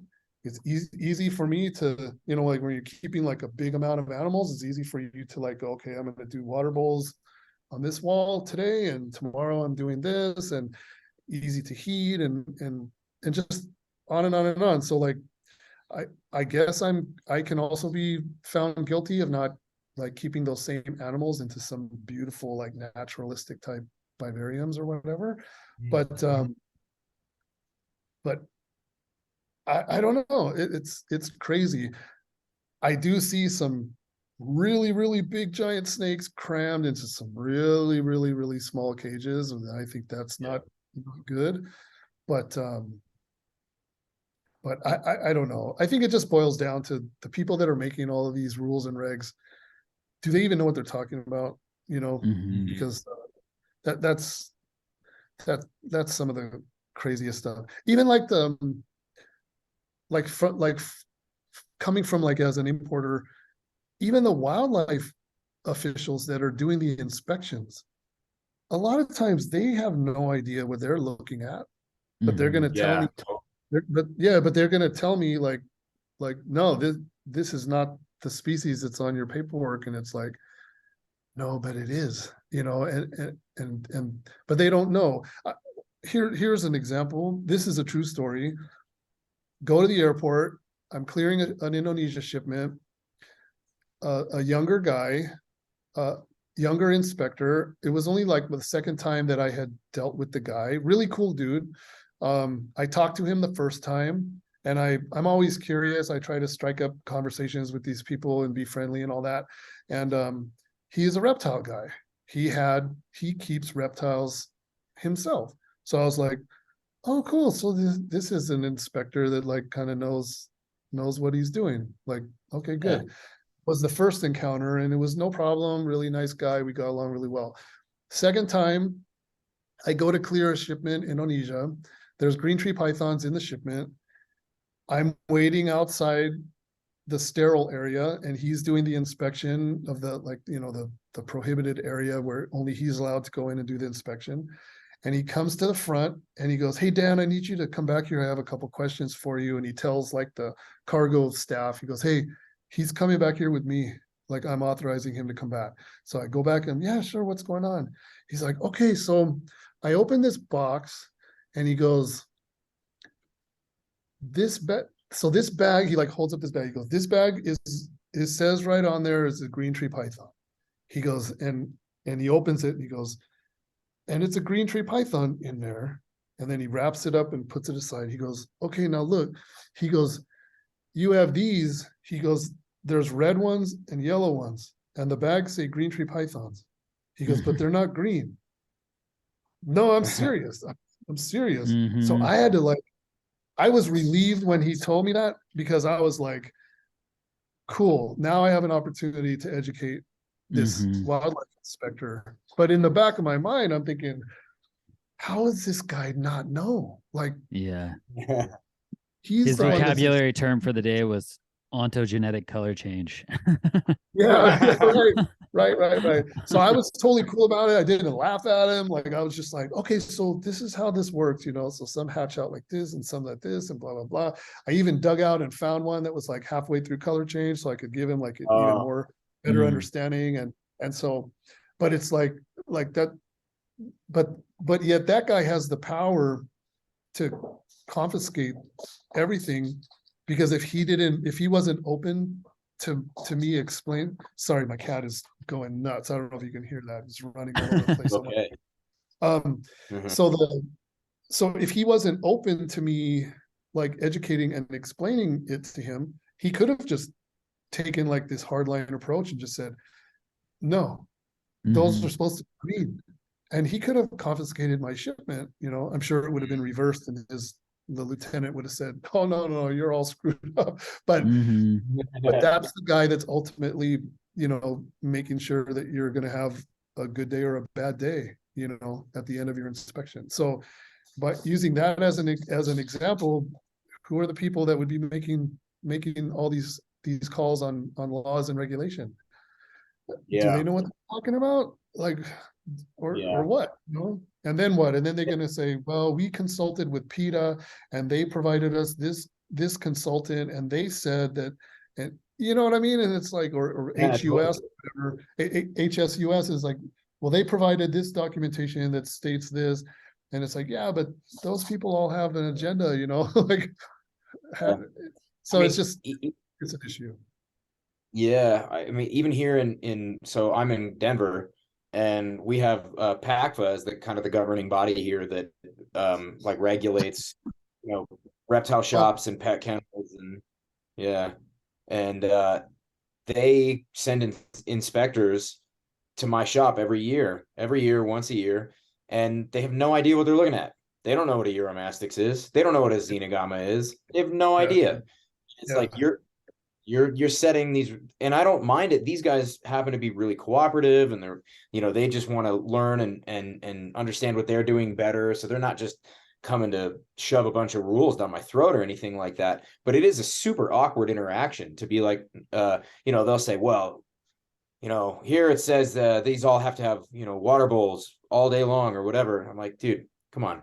Like, it's just not, I mean, mine have water bowls. It's not the point. It's just that they have these ideas about what you've got to do. And, if they weren't so understanding and open-minded, it would be really, really difficult to have to battle them on certain stuff, I agree. And sooner or later you might run into, the guys that you like the most are going to get transferred to some other office, and then you're going to get some other guy, and then oh boy, then it's going to be bad. Yeah, yep, it's gonna happen. Yeah. Yep, I know. Yeah. So I know that another thing that that you practice quite a bit and that you're passionate about is field herping and getting out and finding these things where they are. And I've seen a lot of your videos on YouTube, in Thailand and elsewhere. And I'm curious about, I mean, I know that in a lot of these cases you're seeing animals in situ, the same species that you've kept, and probably even seeing species that you kept back in the US and now you're seeing in their native range. And I'm just curious if that in any way has influenced or changed your perspective on keeping. Yeah. Is that clear? It first and foremost, it really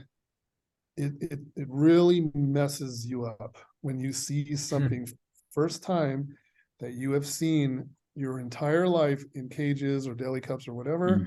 The first time you see that animal in the wild, you will never think about it the same ever again. It really, really, it's super cool. It's amazing. But then kind of like the after effect is, wow, like, is this hobby, like, what I'm doing, is this right or is this wrong?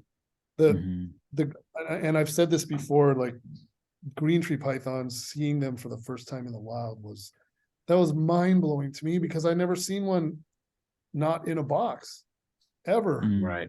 All of a sudden I'm seeing in the wild, and then I saw another one, and then I saw another one, and then I saw another one, and it's just like it's never the same after that, because then you start looking at your own animals and you're kind of like, okay, how can I like compartmentalize this in a way where I can sleep good at night, and then you have to like go, well, these are in captivity and these are not. And I still struggle with it to this day. Like, it's very, it's, I mean, don't get me wrong, it's amazing to see stuff in the wild, and it's awesome to be able to film it and document it and then let it go in the wild where it came from, like unharmed, and you just like set it free, and like that's awesome. But then that, like, let's say a vine snake, for example, considered kind of a cheap garbage animal, I guess, to a lot of people. It's a $15 snake, or at least they used to be like under $10, and it's just a vine snake, it's not a big deal. You see one in the wild, like, that's like over the top for me. Amazing watching this vine snake in this tree, or like, it's just amazing. And then you may go, or for me, like, I might go to like a wholesale house or exporter or whatever, and I see like 300 of them crammed in a outdoor enclosure, and then you're like, oh my gosh, and it becomes very difficult. It becomes very, very difficult to start trying to like justify the hobby, justify what I'm doing myself and keeping these animals. And it has changed my, like some of the way like that I keep stuff. So, and not to sound like a hypocrite, but now that I have the facility in Malaysia, I have like it's a commercial sized facility that I have space and all that. I've placed an order for 42 feet of arboreal glass terrariums. It's going, they're going to look like similar to all the stuff I see in your background, except they're going to be much bigger. And so I can put a flying snake in there. I can put vine snakes in there. I can put boiga in there, and like the keeping will be like on a much better level. But I didn't have 42 feet of wall to do that prior to me having this facility. So my goal is to constantly get better, but do I have big plastic bins that I put boiga in? Yes. Have I successfully bred boiga in big, nice big bins, plastic totes and all that stuff? Yes, I have, no problem. It doesn't mean that the animals themselves are not, being cared for properly, but it's just, I feel like there may be more of like a European kind of style of keeping those kind of changes coming to the facility. So, and I want to do that. Like I really do. I want to do that and give that to my animals. And I even like sat down with my partner when I was presenting to him. I want to order in all these glass terrariums for the facility. And of course I had to tell him, don't worry, I'm going to pay for it. Like, I'm not asking you because I want you to go in halves with me. I'm going to pay for it. Yeah. But, and this is why. And one of the things that I presented to him was, you've been an exporter in Malaysia for like 25 years. You're the biggest guy in Malaysia. Have you ever seen like a Wagler's viper set up in like an end user's beautiful terrarium? Or just you just see them come in and they go into your plastic bins and then they end up getting packed and then they ship out to wherever? Have you ever seen any of like your flying snakes set up in a beautiful arboreal, terrarium with monkey vine and all kinds of stuff going on? And so and of course the answer was no. And so I told him, I said, just wait. I think this is going to be a mind-blowing experience for you because I'm sorry, what do you need? And I think it's going to change his experience because he's going to be seeing like end user, well, probably better than most cases, but he's going to be seeing the same exact animals that he's been exporting for 20 something years. He's going to see them set up in a really proper way. And I think for him, it's going to also maybe give him some different like appreciation for those animals. So I'm excited to kind of see his reaction to, seeing some of that happen. But of course, business with him, business, and I'm like, hey, but also all the products that we're using in the facility, like the video content that we film in here will promote and advertise what your local hobbyists can buy from your retail shops and set up their animals just like the way we're doing. I have to put that spin on it. So that's where I have to change my hat and go, okay, let me put some value on this for him.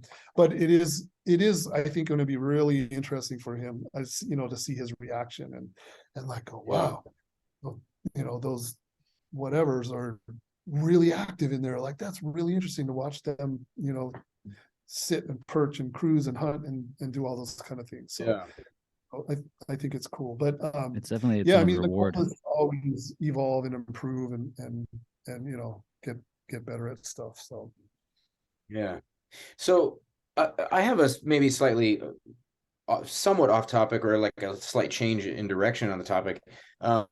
with so many projects that you have going on, with your import export, your facilities, you have employees, you have your YouTube channel, you're going herping. I mean, there's so many, what's the term, fingers and so many pies, right? How do you maintain a work-life balance, and what are some of the things, like, are there people or influences that you have that have, motivated you to pursue so many different things, or do you, I mean, even it could be even something corny as like, do you meditate? Like, what are some of the things, you do to like kind of keep it all Well, together? And not not to sound like egotistical, but I just vibrate on a higher level. The Mhm. the crazier the crazier my life is, the more, the calmer I get. Like, I learned this about myself when I was at work, right? So I worked in law enforcement, and there were a lot of days where everything was horrible and things just got completely out of whack, and like super high stress things where it's like, oh no, now that's happening and this and that. And like I would, there like situations for me, like things would slow down and it would become almost like the Matrix, where I would be like, okay, now I'm gonna do this, and then that, and that, and then I'm back over here, I'm gonna do that. And like the whole situation could happen like in a matter of seconds or a minute or whatever. And I'll just sit back and go, my gosh, like I'll watch myself on the surveillance camera and go, how did I do all that? How was I like, how did I know that that was happening? And how did I prioritize and do all these things at the same time? And so I just found myself time after time after time where like things are just hectic and going crazy. And like I get calmer and calmer and calmer, and I perform better when things are just completely out of control. Even to the point where Mm. like I'm looking at coworkers and going, whoa, you're stressed out, dude. You're gonna lose your mind, and I'm just like in slow motion, and I'm just handling stuff. And so I just like a lot of stuff going on. It just Yeah. I don't know why. It just like that's just the way I am. Like I'm a really mellow guy, and like a lot of people comment like, oh, dude, Dan's so mellow and whatever. But I'm really mellow on the outside because I'm doing a lot in here all the time. Mhm. Like nonstop. From the second I wake up, like my mind is all like I'm already like, okay, shoot this email, do this invoice, and it's like the sun hasn't come up yet. It's middle of the night, and like I just feed off of being really, really super busy. And so Mhm. um I don't know. I don't know how I do it. I don't know how I manage all this stuff. I mean, I have good employees, but I'm constantly um my mind is really good at, I mean, all this stuff we love all this stuff that we do, right? So like we're into all the reptile stuff and all these things. And I can, for example, like in the US, like that whole room is memorized to me. I can tell you like right now exactly where whatever animal is. Like I could give somebody directions. It's like, okay, now take 3 steps in, turn to your left 90 degrees, third row the bottom. You know what I mean? Like, and like I remember all that stuff. I'm good like that. And then my facility in Malaysia, I can send a message to my worker and say, hey, don't forget, you got to pull the water bowl on that one snake because she's gravid or whatever. Yeah. And Yeah, sure. but I'll tell you, using that as an example, my employee over there, he'll be like, I already did it. So I can, That's awesome. yeah, so he's like pretty much like me. Like I really haven't been able to catch him slipping at all. And I'm not Awesome. trying to like, twist him up, but just trying to remind him, because like I would expect him to have forgotten about this or forgotten about that. And so far, like he's like a younger Malaysian version of me, really, the way that he's able to manage that stuff. So I'm lucky by having like a worker like him. So I really don't have to worry that much. And just every once in a while, he'll message me, and he'll say, hey, one of our rubidists just laid these eggs.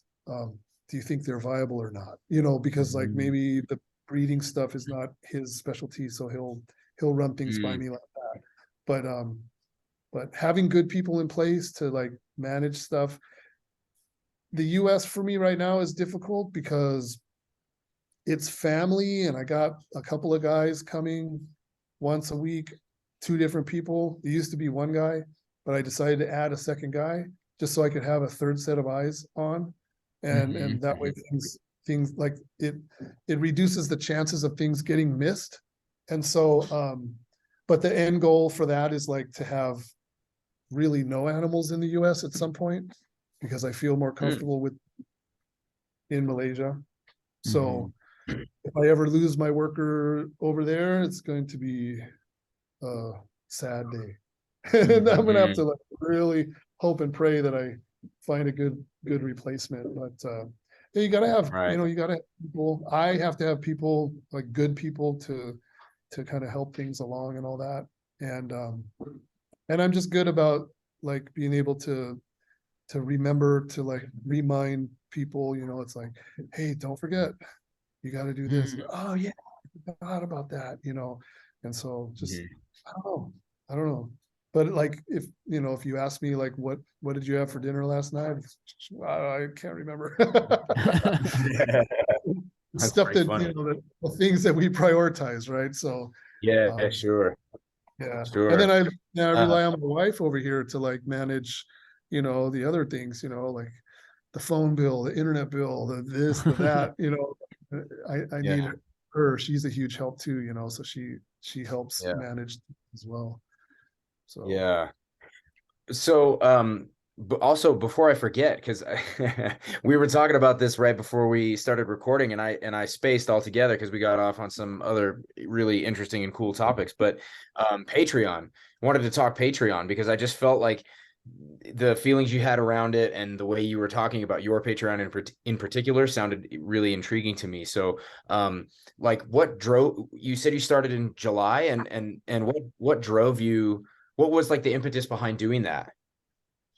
So I was talking to some other YouTubers at the expo and at one of the expos, and they brought it up. They're like, hey, have you thought about ever doing Patreon? And I was kind of like, yeah, I thought about it, but I don't know, because I just feel uncomfortable asking people for money unless like you're buying something from me or getting a service from me or whatever. Is like, I don't want people just to hand me money. And so one of the guys that I was talking to is like, dude, you should just try it. He goes, you may not like it, but you may like it. And I have, and he starts telling me all these numbers. I have this many Patreon supporters, and we do this and we do that, and I have different tiers.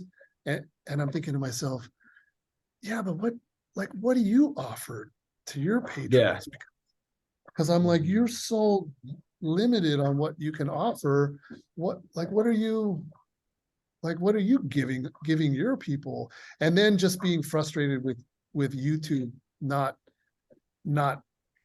helping my channel grow, not paying me what I think that I should get, and just getting like just a very minuscule amount of money. And it's like, why am I doing YouTube? Like I've been doing 1 video a week for, I think I'm going on my 3rd year of never missing one Saturday, uploading a video every single week. But yet, and I realize my content is not like stupid and clickbait and all that other stuff, but why? Well, like there's I've your been problem, Dan. Yeah, I know. But it's like I've been consistent and I'm putting out good stuff, and I think it's has some value and whatever to it. Yeah. And then combined with all the people messaging me about, hey, how do I get started in importing? How do I do this? How do I do that? And then finding myself through Messenger spending hours and hours and hours of me just like giving everything away and spending so much of my time. And then it's like, why am I doing that? Why? Like I'm not getting anything out of that. I just spent 3 hours talking to this guy and it's like, why, like I'm not getting anything out of this. So all those things kind of came to me at the same time. And I thought, you know what, let me just start Patreon, but I'm going to try to give back. Like, I want to give back to the people that join. So I have 3 different tiers. The top tier, the highest paid tier, those people are getting like a consultation from me on a monthly basis. They're getting like a private one-on-one phone call, whatever you want to talk about, whatever you want to know. A lot of them are there for importing. They want to know the process and all that kind of stuff. And so it's like, okay, so it's like, I'm looking at that more like private consultation. Some people are there just to support me, which is amazing to me. That's awesome. And then I'm doing a Zoom, try to do every month, a Zoom thing for all my people. And yeah, just trying to give people something. And I had enough people jump in and join in to where it's like, wow, like that, it's actually helping a lot, like financially, like it's helping me kind of justify, like the money should be coming from YouTube because I'm the one that's on that platform helping them, helping the platform with all the ads and all the monetization and all that. I'm helping them, but I feel like I'm getting zero help from YouTube. But then via Patreon, I shouldn't be, but I'm seeing that as a way to sort of like make up for the lack of YouTube's payback,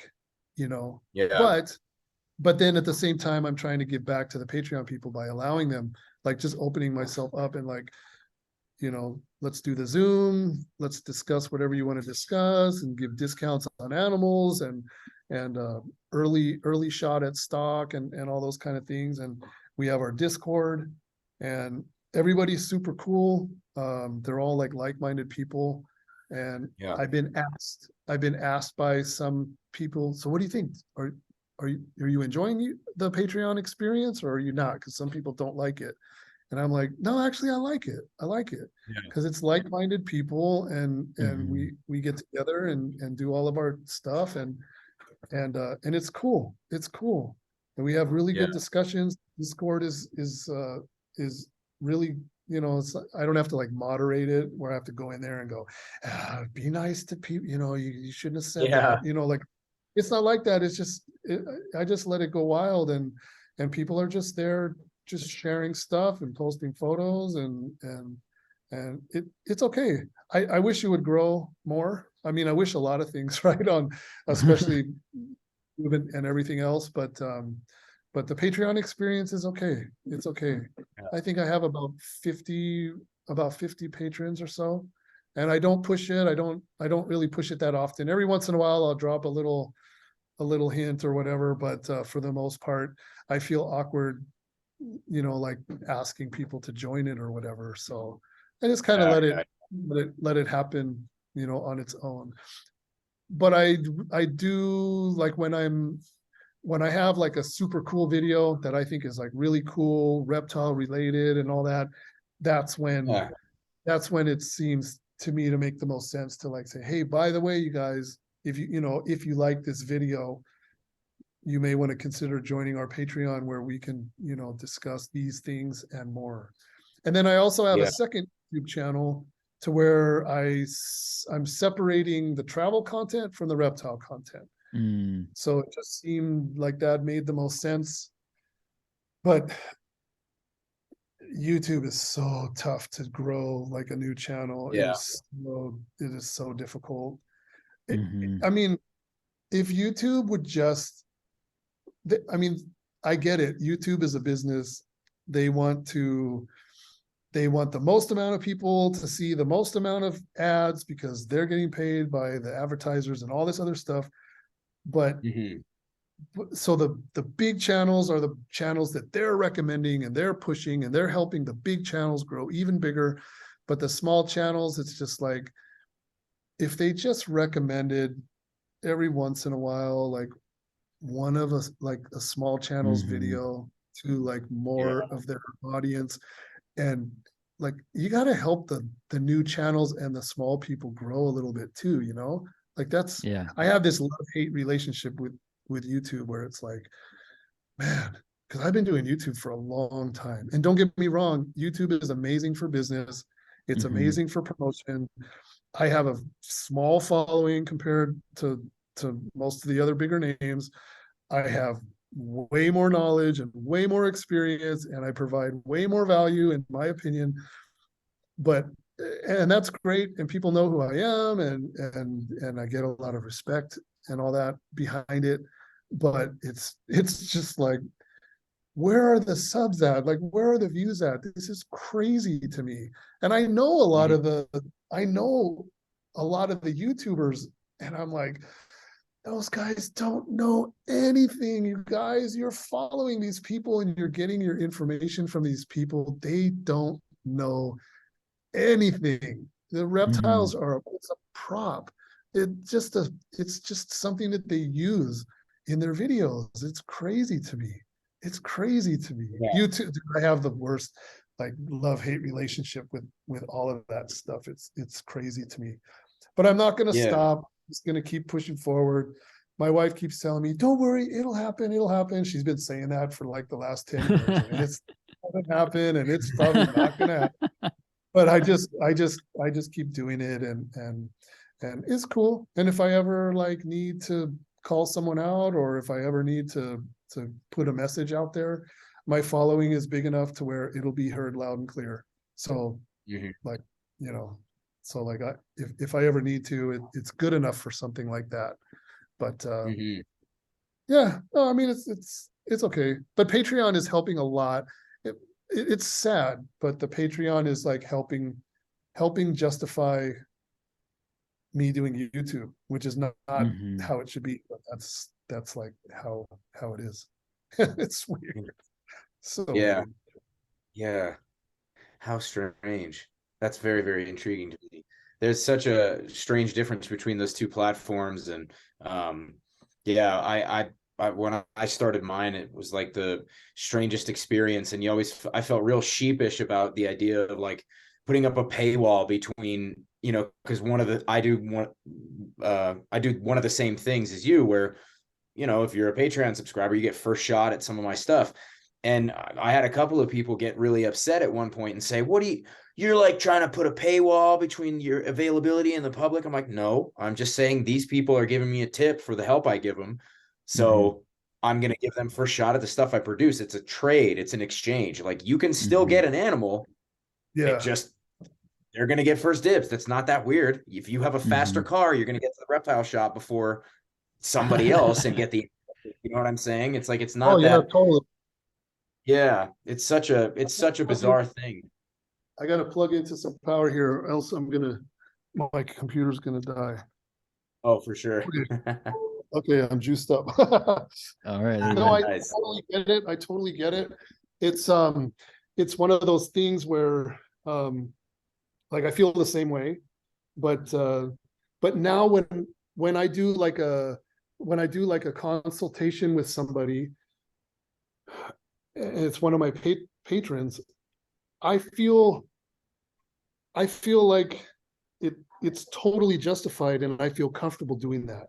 So, set it up, I'll give you half hour, which usually ends up being like an hour or whatever. And then ask me all the questions you want. And I'm more than happy to help you. And if you want to message me in between our little phone call things and all that stuff, no problem, because I totally appreciate, the support. It helps me a lot. And, compared to somebody that just hits me out of the blue that I've never spoken to ever, I have no idea who they are. I don't even know their name. It's just some weird handle on Instagram, and they're like, "Hey, bro, I want to get into importing," and it's like, yeah. I already know that we're talking about a lot of time invested in a conversation like that. So usually what I'll do is I'll say, what is your question? If it's a simple answer, maybe I can just, provide you just a quick version of whatever your question may be. But if you want a more in-depth, you may want to consider joining my Patreon, where, we can do a monthly phone consultation more than happy to answer and help you in any way that I can or whatever, and go about it like that. So, but it helps. I don't mind it. The experience it's cool, so Yeah. it's good. It works. Excellent. Very cool. Well, gentlemen, we're just past 2 hours, and I just want to be respectful of your time, Dan, and check in and see if you have space for a couple more questions, or if we should just Yeah. No, I'm good. wrap this I'm thing up. good. Okay. You know what I'm going to Cool. do though? I'm going to get rid of that annoying light in the back and close this. Okay. Okay. Perfect. How are you doing on time, Phil? Yeah, good. I think definitely steering it towards the close is probably but yeah, definitely. I obviously, and part of that's just because we've got so much great shit already.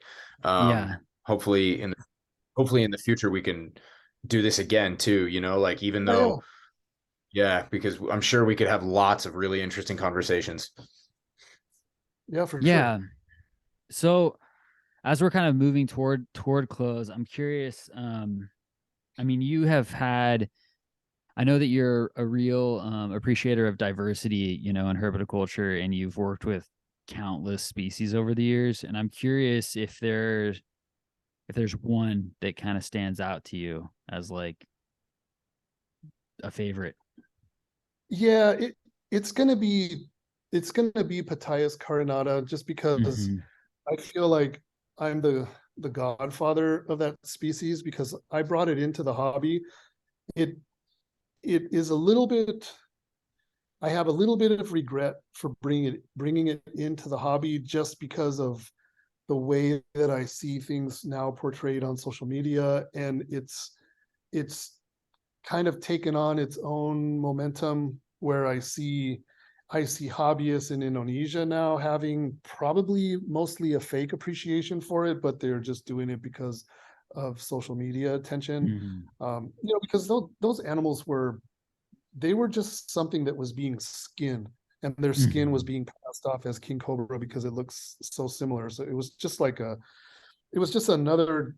It's like going to the fish, like the deli section of the supermarket, and you're buying one fish as advertised as this, but it's actually this, because you can't tell the difference. So it's something like that.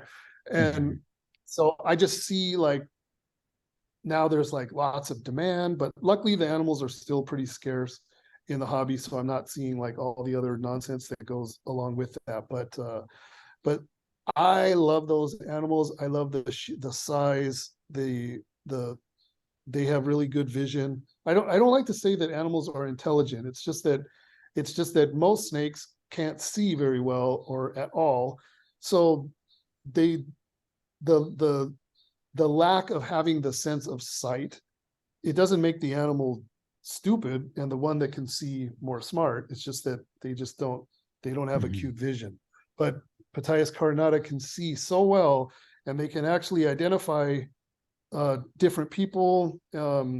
They can look and see what you're holding in your hand. Like if you walk into the room and you're holding a cell phone, or you're holding like the bin of thawed out chicks or whatever, like they can see the difference. And so it's just really cool to me. And that combined with their size and everything else, and me kind of being the godfather, I guess you could say, of that species, they're definitely way up there high as one of my favorites. And then as you work your way down, like I love Boiga. I've loved Boiga since I was just a youngster. Some of the very first snakes, that I kept were Boiga, and I have a really nice collection, a very diverse collection of Boiga. And there's still, on that short list that I mentioned of species that I don't have yet, there's still a couple more Boiga that I'm after, that people may or may not even know exist. So I kind of keep those secret, and might be able to add more of those. And I'm really good at breeding those for some reason. We all have stuff that we're really good at, and other things that we're just not good at for some reason. Mhm. And for, I don't know why, but Boiga, I'm just really, really good at them. I'm just really good at it. I don't know why, they just come natural to me. And so they're like right there underneath Carinata. Yeah. Cool. I thought that Wow. Carinata might be the one. Yeah, that's just such an iconic snake. I remember the first time I saw a picture of one in 2005, just this picture of four dudes standing across a road holding this Carinata and just being like, Yeah. that is a serious snake. Like that's something else. Yeah. And Oh the yeah. king cobra mimicry part too is just like takes it to another level. Really Yeah. amazing. Yeah. Yeah, definitely. Yeah, they're neat. Okay, so zooming back out a little bit, I feel like we've talked a lot in this conversation about kind of the state of the hobby. You know, I had a question for you lined up of kind of asking like, what is your opinion of the state of the hobby more broadly? But I feel like we've kind of gotten a pretty good read of that, kind of the things that are concerning trends and stuff like that. But like projecting forward, I'm curious from your perspective, what would you like to see more of? Like, what direction would you like to see herpetoculture go in? So let me wind back just slightly, Mm-hmm. because I don't think we haven't discussed so much the, like, where I feel that it's going. Mm-hmm. And where I feel that it's going, I think comes from a pretty legitimate place, because I have my hands in a lot of different stuff, including US expos and all that kind of stuff. So I Yeah. see a lot of things.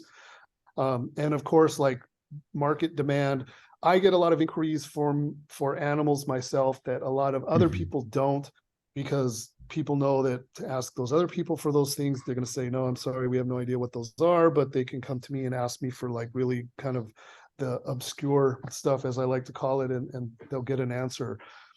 What I'm seeing and what I've seen over the past few years, people are no longer afraid to work with all this like specialized oddball kind of Mhm. stuff that's like, it's not the mainstream type stuff.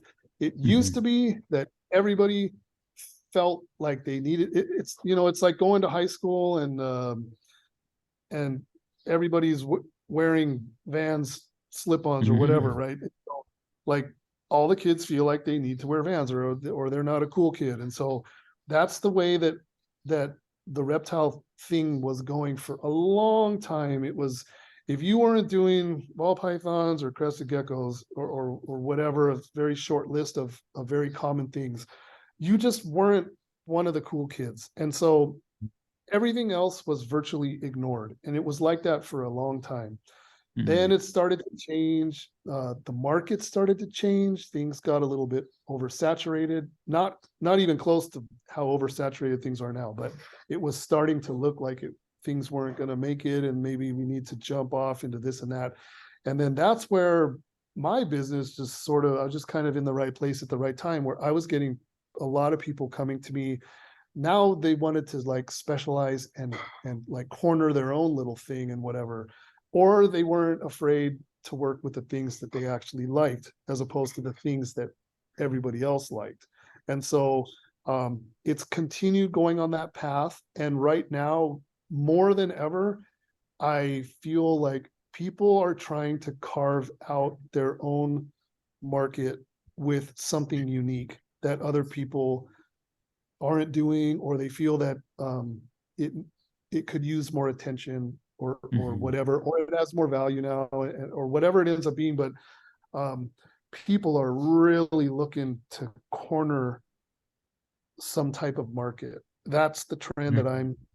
I have seen for a number of years, but right now it's at an all-time high.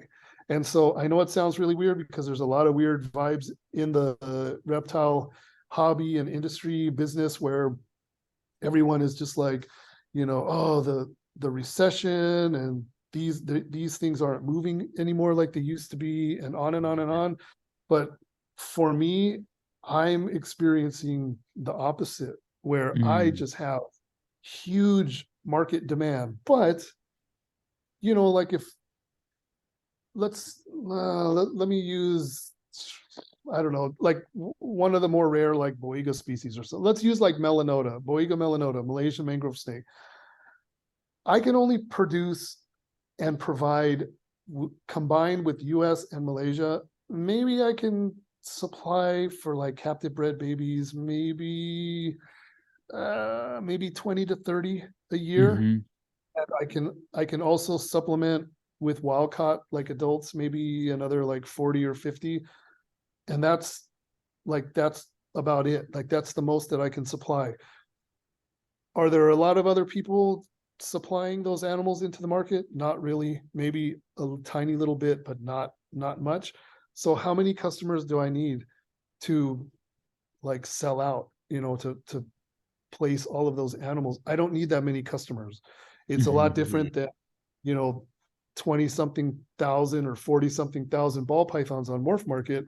You need a lot of customers to place all of those. So it's different. Yeah. So like me, like with my little markets and all that, I don't need that many customers. So like my perception is like, well, my market's awesome. But if it ever becomes a point where you start adding zeros onto what's being produced, like say in the US market or whatever, okay, now like there's a thing called market saturation that might like come into play, where it's no longer like, you know, maybe it's no longer like maybe 70 or 80 animals per year.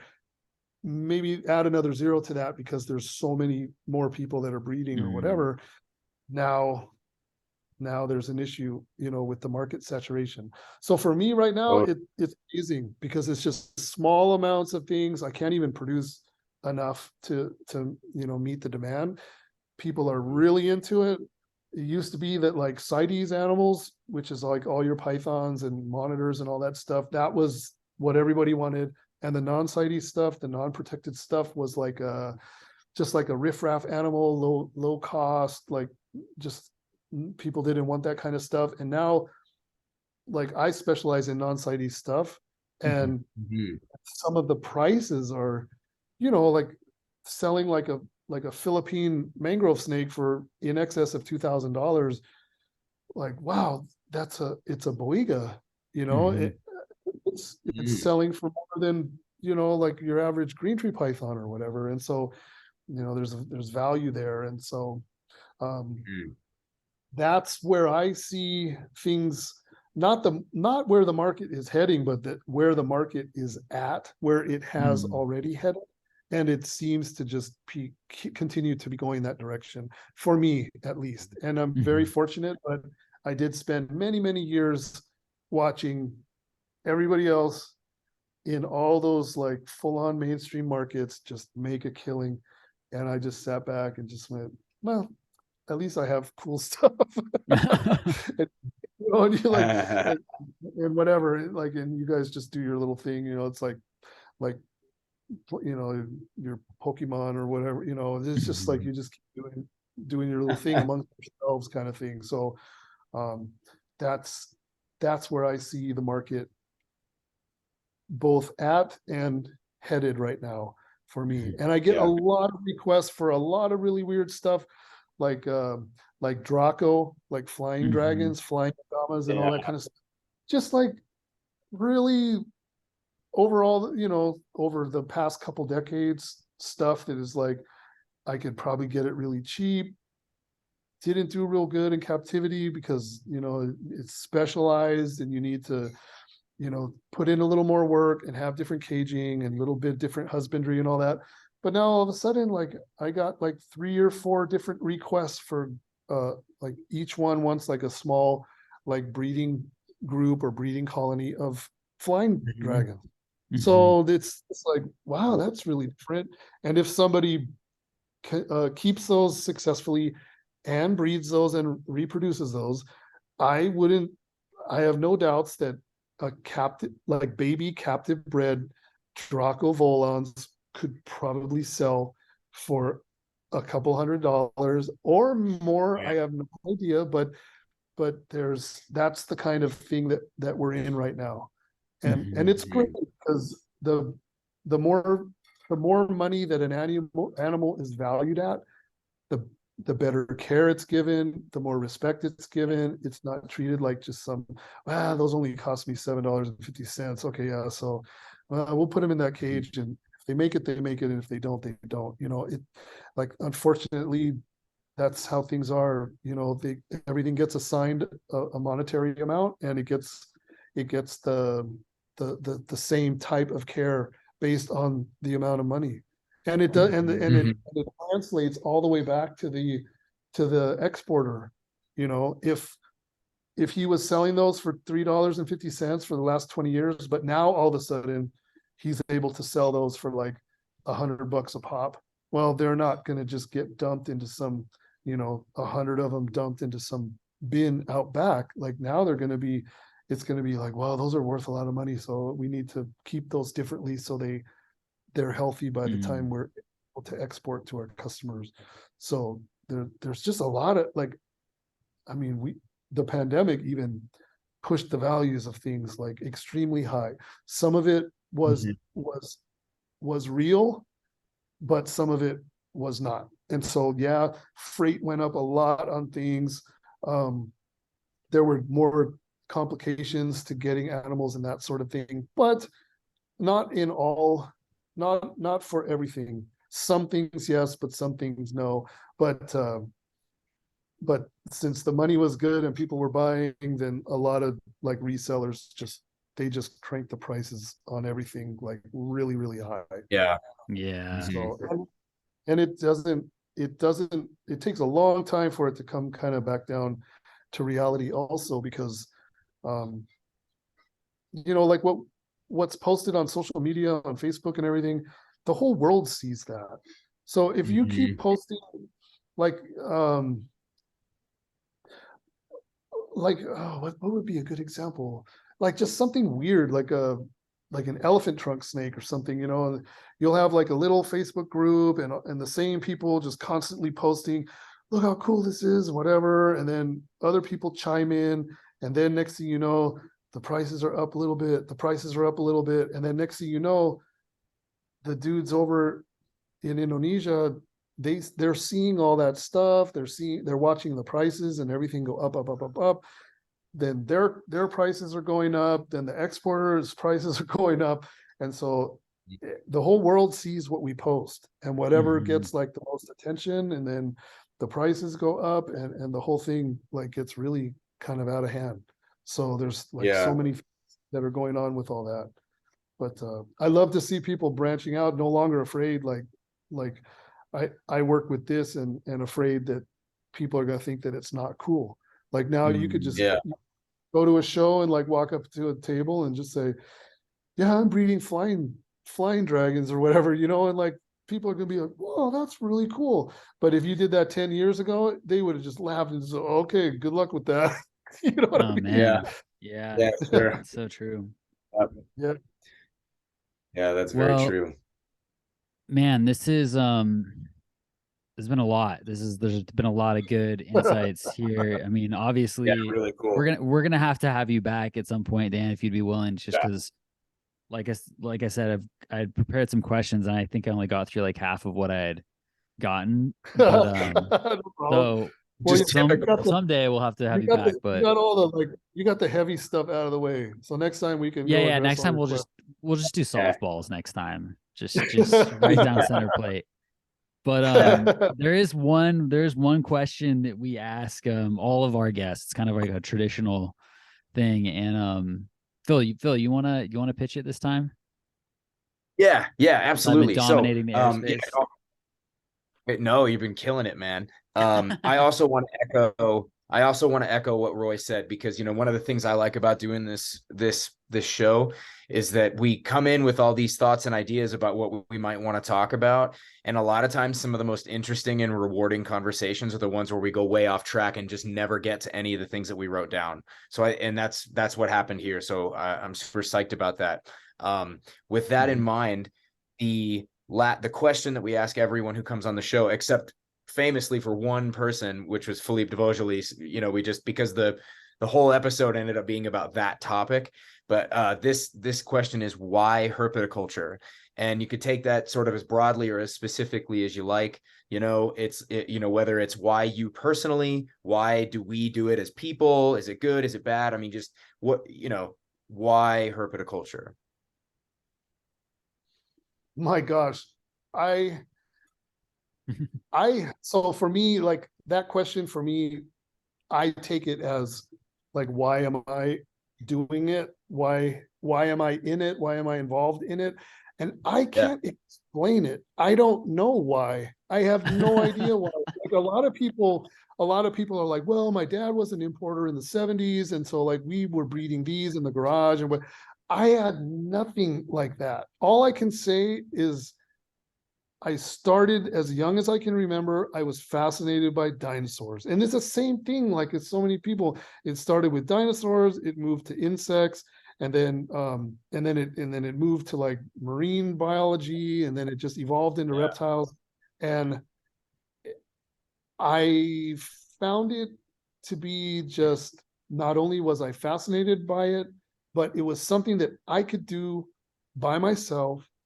And I was just independent already as it was. Just, I didn't need to do everything that everybody else was doing. I didn't need to be fitting in.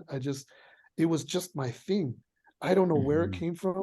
I have no explanation for it at all. But I just like it, and I just gave into it. Like we said in the beginning, or like I said in the beginning, where I always felt that this was something for a kid and that I would outgrow it. I just never it's like a drug addict trying to fight it and go, I know that I shouldn't be like putting this needle in my arm, but I have to do it. And I just caved in with reptiles like at a like a long time ago, and I just kind of went, just give it to me, give